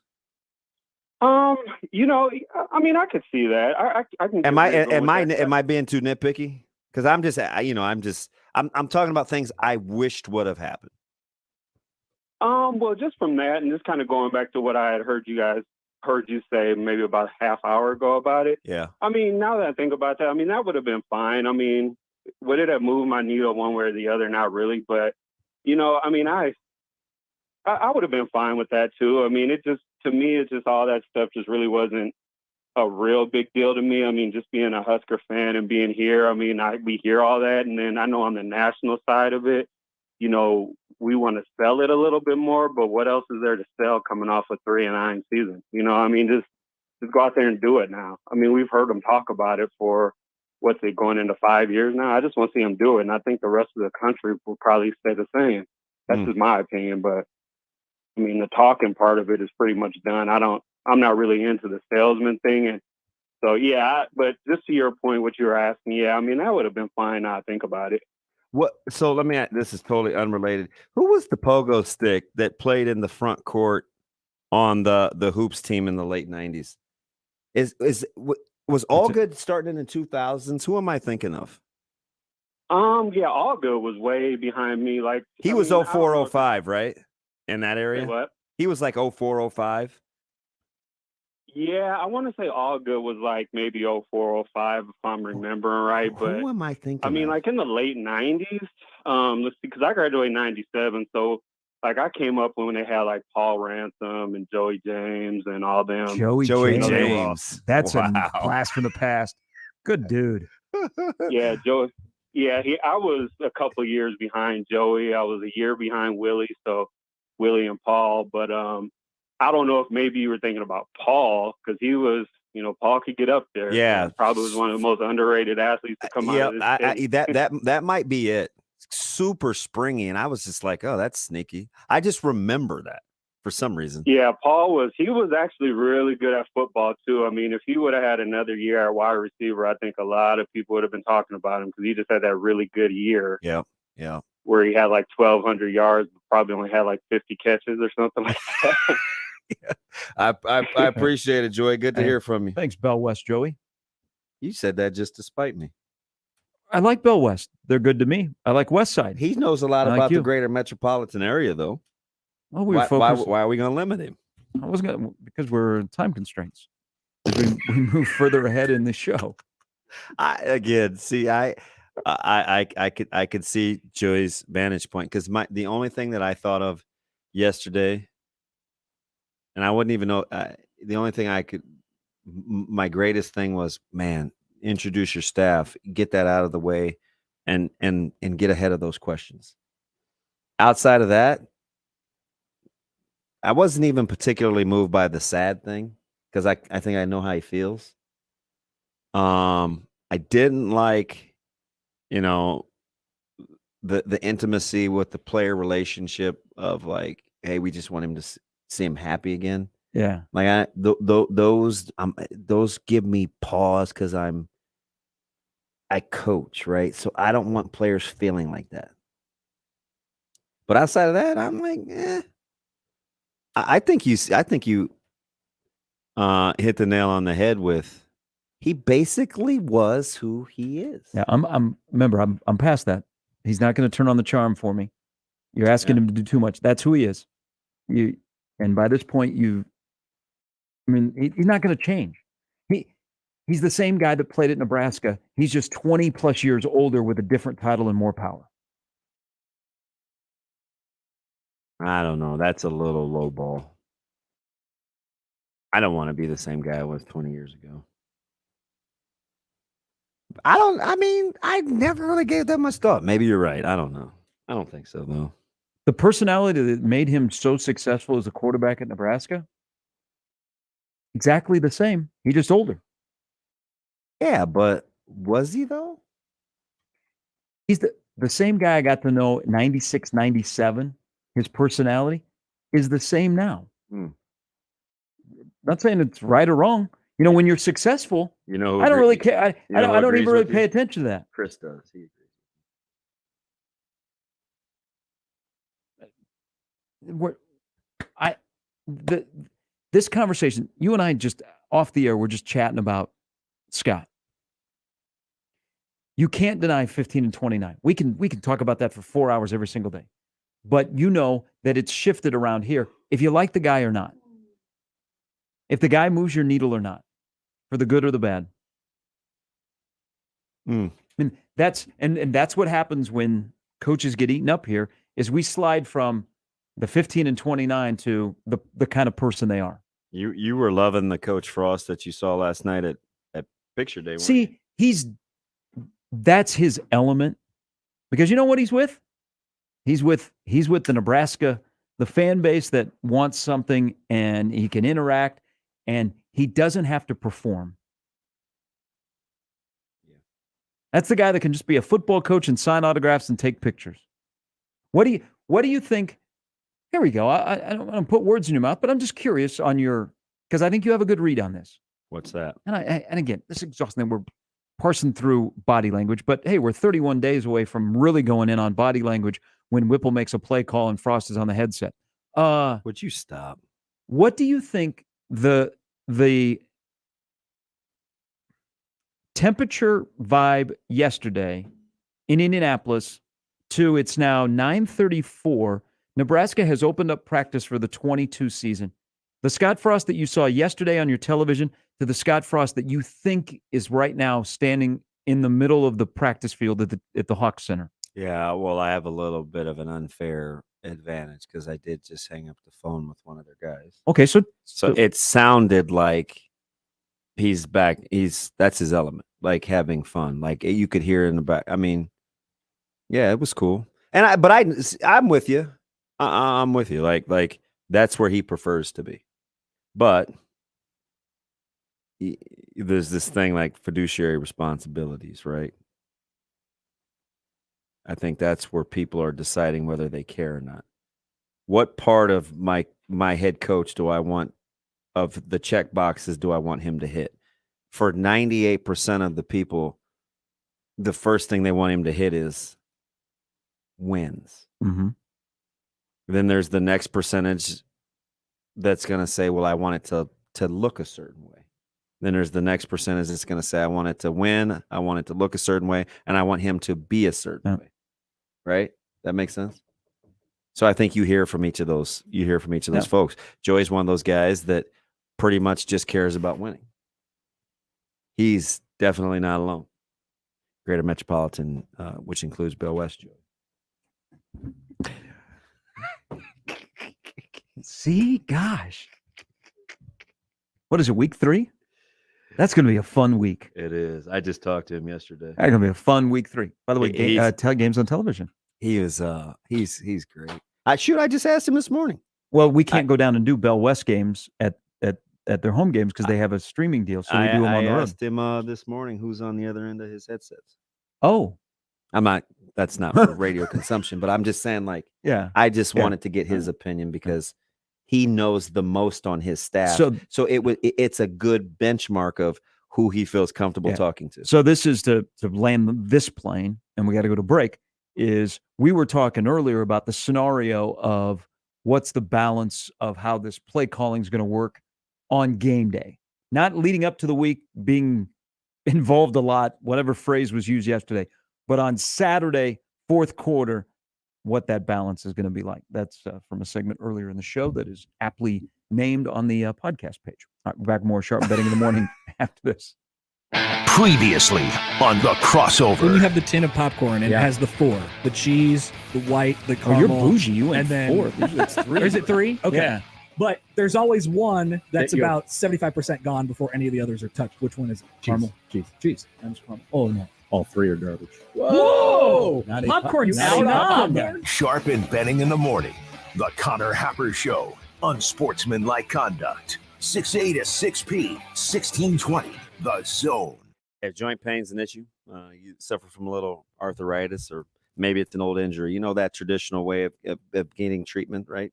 Pain meds, and then maybe a steroid, and maybe surgery. Well, it's 2022, and you don't have to think like that. There's new ways to improve the way that you feel. QC Kinetics is here for you. They're the nation's leader in regenerative medicine. It's an advance, and it's pretty exciting. I took the tour, even got one of the laser treatments for the natural alternative that can give you lasting relief using your body's own healing power. Listen, steroid shots, they can be toxic to your joints. Pain meds, they can be addictive, and nobody wants to go under the knife. QC Kinetics can restore and repair damaged joint tissue using natural biologics. No drugs, no downtime, no surgery. And QC Kinetics regenerative protocols can address any pain and any joint and give you the quality of life you deserve. Call now. Schedule your free consultation at 402-205-4960. That's 402-205-4960. Your Omaha area forecast presented by Funplex Water Park and Rides from the KETV Newswatch 7 Weather Center on 1620 The Zone. Patchy fog possible early Wednesday. Otherwise, expect mostly sunny skies through the morning.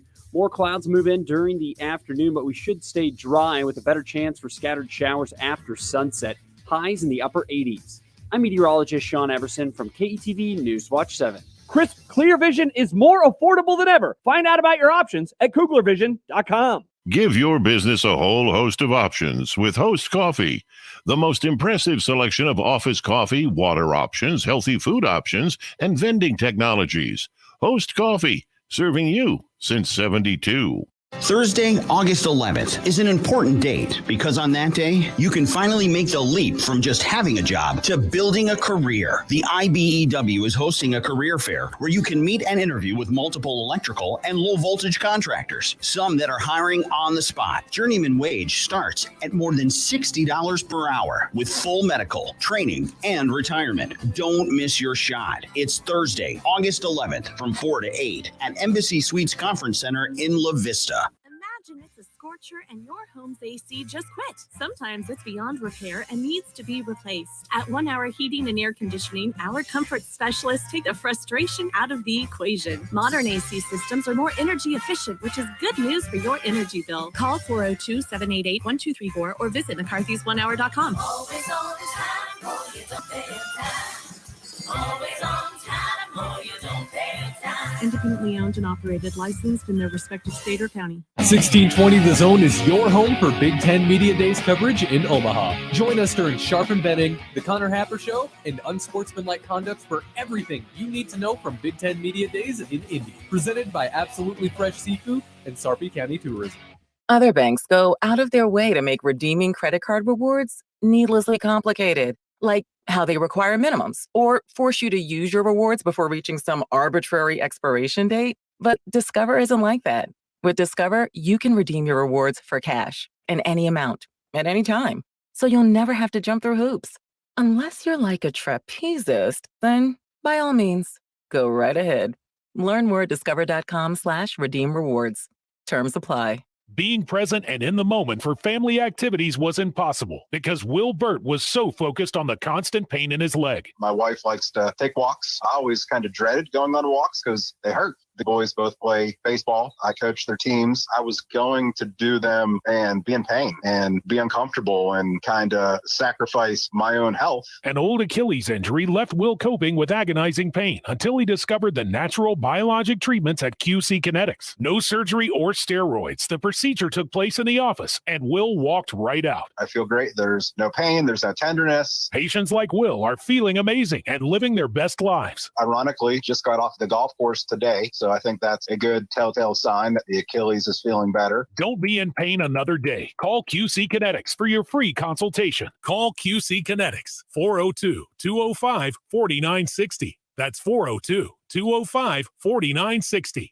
402-205-4960. Equitable Bank. We take banking personally. EquitableOnline.com. Sharp and Benning in the morning on 1620 The Zone, 1620thezone.com, and the 1620 The Zone app.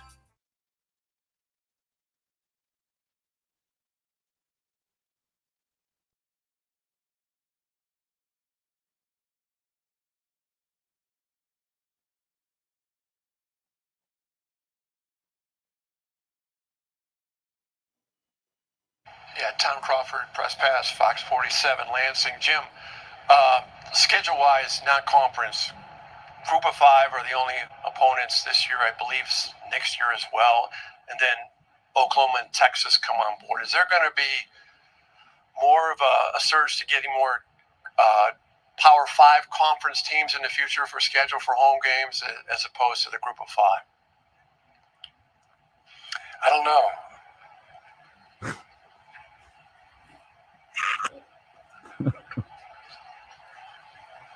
What goes into decision making on that?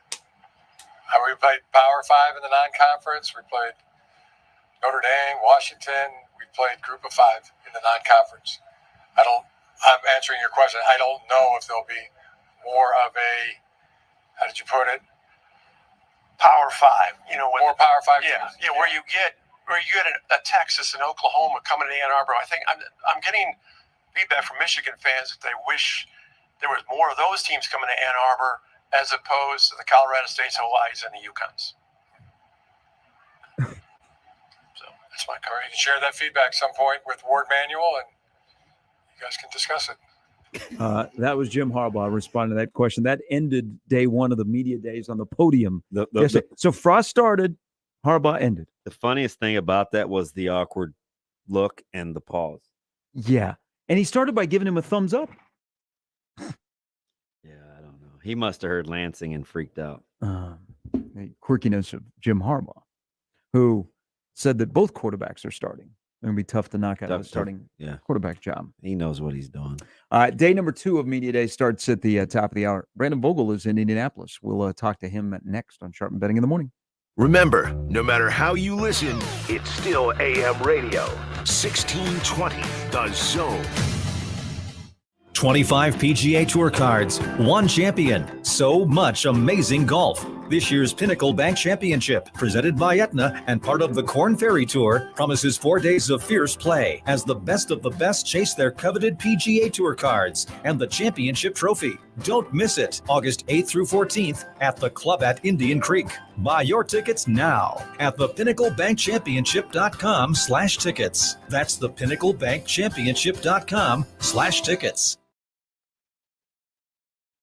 Visit Woodhouse Chevy in Missouri Valley. They've got you covered for all your vehicle needs. Third row seating, truck, maybe car, a smaller SUV, new or certified pre-owned. Woodhouse has got you covered.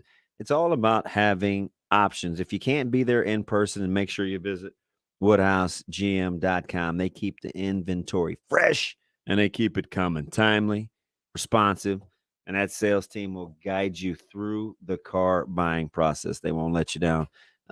They're just considerate of the time. And the way that they get back to you, no question is the wrong question or too many questions. It's almost an enjoyable experience. Imagine that. Purchasing a car and you're like, that's a really pleasant experience.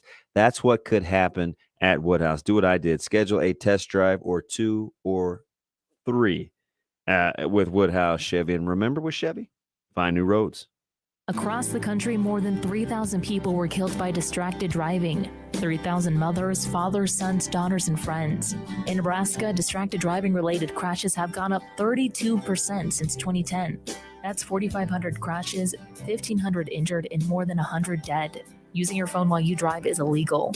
Drive safely. Somebody's waiting for you back home. Visit nedrivingconcern.org. Brought to you by the Nebraska chapter of the National Safety Council and the NDOT Highway Safety Office. Watching a ball game at Oscar's Pizza and Sports Grill is just, well, pretty awesome, actually. And it doesn't matter if you prefer the college dink or the big league crack of the bat. There's nothing better than watching a game with a cold, frosty one, Oscar's Pizza, or award-winning char-buffed wings with Oscar's Thai chili bourbon wing sauce. And with daily lunch and dinner specials, it's really a no-brainer. So get ready to watch your favorite team play ball at Oscar's Pizza and Sports Grill, 173rd and West Center Road, and takeout at 162nd and Maple. By texting 64,000, you agree to receive recurring automated marketing messages from Babbel. Message and data rates may apply. No purchase required. Terms apply. Available at babbel.com/TNC. I studied Spanish in college and never got fluent. But then I tried Babbel. Want the most effective way to learn another language? In just 15 minutes a day, Babbel's bite-sized lessons will have you learning another language in as little as 3 weeks. Babbel is all conversation-based, so it gets you speaking quickly about things you actually talk about in the real world. You'll really see a difference in how conversational you can be in just a few weeks. Babbel isn't just lessons. You can listen to podcasts, play games, watch videos. You can even take live online classes with a language teacher. There are so many ways to learn with Babbel. University studies have shown that using Babbel for 15 hours is equivalent to a semester of college Spanish. If you want to learn a new language, there's no better way than Babbel. Text radio to 64,000 to try Babbel for free. That's radio to 64,000. RADIO to 64,000. By texting 64,000, you agree to receive recurring automated marketing messages from Babbel. Message and data rates may apply. No purchase required. Terms apply. Available at babbel.com/TNC. I studied Spanish in college and never got fluent. But then I tried Babbel. Want the most effective way to learn another language? In just 15 minutes a day, Babbel's bite-sized lessons will have you learning another language in as little as 3 weeks. Babbel is all conversation-based, so it gets you speaking quickly about things you actually talk about in the real world. You'll really see a difference in how conversational you can be in just a few weeks. Babbel isn't just lessons. You can listen to podcasts, play games, watch videos. You can even take live online classes with a language teacher. There are so many ways to learn with Babbel. University studies have shown that using Babbel for 15 hours is equivalent to a semester of college Spanish. If you want to learn a new language, there's no better way than Babbel. Text radio to 64,000 to try Babbel for free. That's radio to 64,000. RADIO to 64,000. No better time than now to focus on your garden or landscape. Come shop Lanaha's Garden Center, filled with the area's best quality plants, flowers, and trees. Rooted in quality, unmatched value. Lanaha Nurseries, 192nd and Center. New message. Hey, girlfriend, it's Carol from jury duty. We never actually spoke, but I saw you order the same hoagie as me at lunch. What are the chances?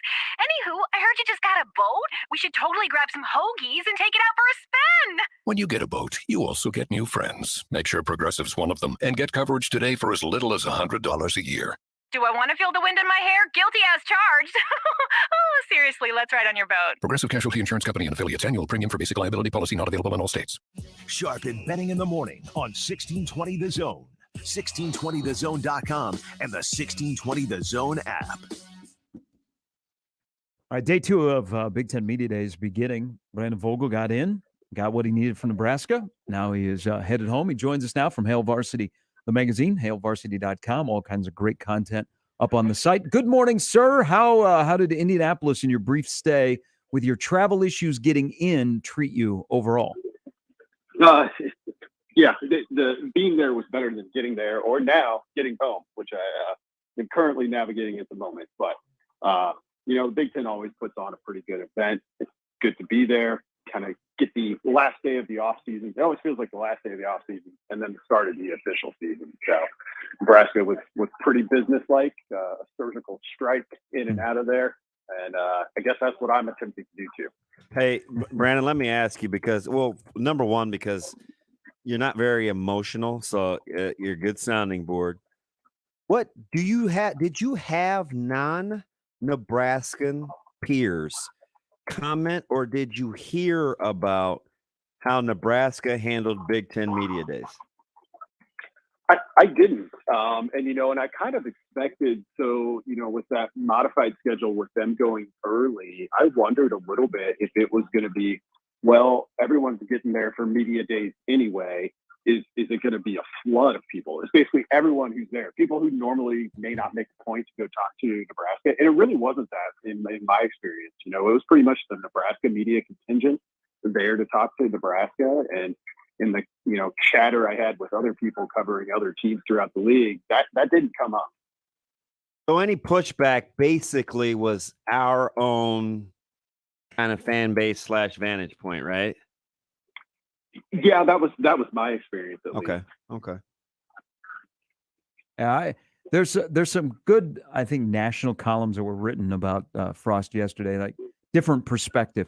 Let me get you the perspective you got, and I know it was 3 players, but a nice, interesting collection from Newsome to Nelson with Vokalek in the middle, and then you got the head coach. Is there anything that you gleaned from yesterday or leading into this season that tells you things that ailed this team when it mattered most last year are fixed and will be different before they ever play a game? Yeah, I can't quite get there. And I think it's just tough to do. And a little bit of this is, Nebraska's past 3-4 years where, and you see it, or at least I saw it yesterday with the fan base just in response to, our stuff that I saw from other people. It's like, don't want to hear it, want to see it. So it's tough to, they said the right things, all of the stuff about the leadership's as strong as it's been. Garrett Nelson, he is somebody, watching him from the start of spring to now, I think I've seen it with him, how much this means to him. And if that carries over throughout the team, then I'll probably look back on this and say, well, that was an early indicator, but it's not something right now that can give me enough confidence to say, oh, I think this is going to be different. Hey, Brandon, so let me ask you, if what's your level of comfort from the outside looking in at how Nebraska's players seem to feel exactly what Coach Frost is feeling, right? They're almost conveying kind of a lot of the emotions. You think they're built to handle that? Do you like that kind of transparency? I like it. Are they built to handle it? That remains kind of, I think, an open question for me.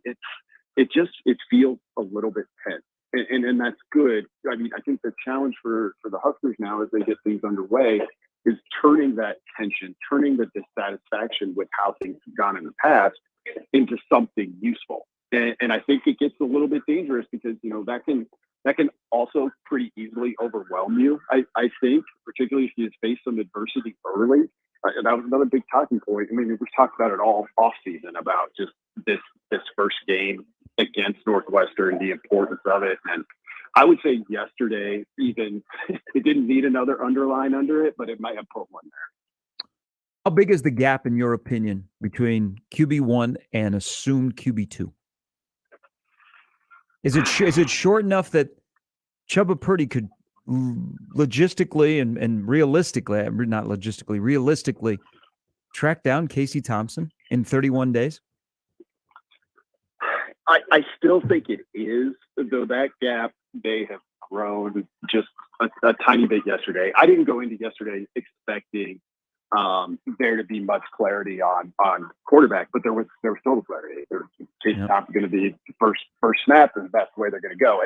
And that makes sense. I think particularly with the transfer, if he has the lead right now, let's not play games with this, and let's try and give him a chance to build some trust. And I mean, he's been trying to do that since he arrived, but now it's getting real, and there's a game on the horizon. So it changes things a little bit. I actually like the way that Frost put that. We're going to put the guy we think is at the top out there, and if those other guys catch him, they catch him. Hey, look, what's so kind of lost in all of this is what'd you think of the personalities of what you got to see from Q and Travis Vokalek?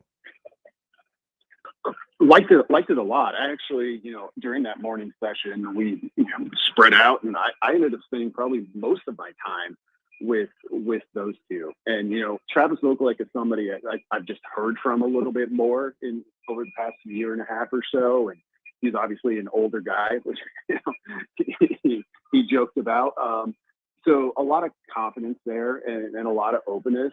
With Quentin Newsome, I just think he felt like a veteran guy to me. It was very calm and cool, and like, yeah, let's chat about whatever you want to chat about.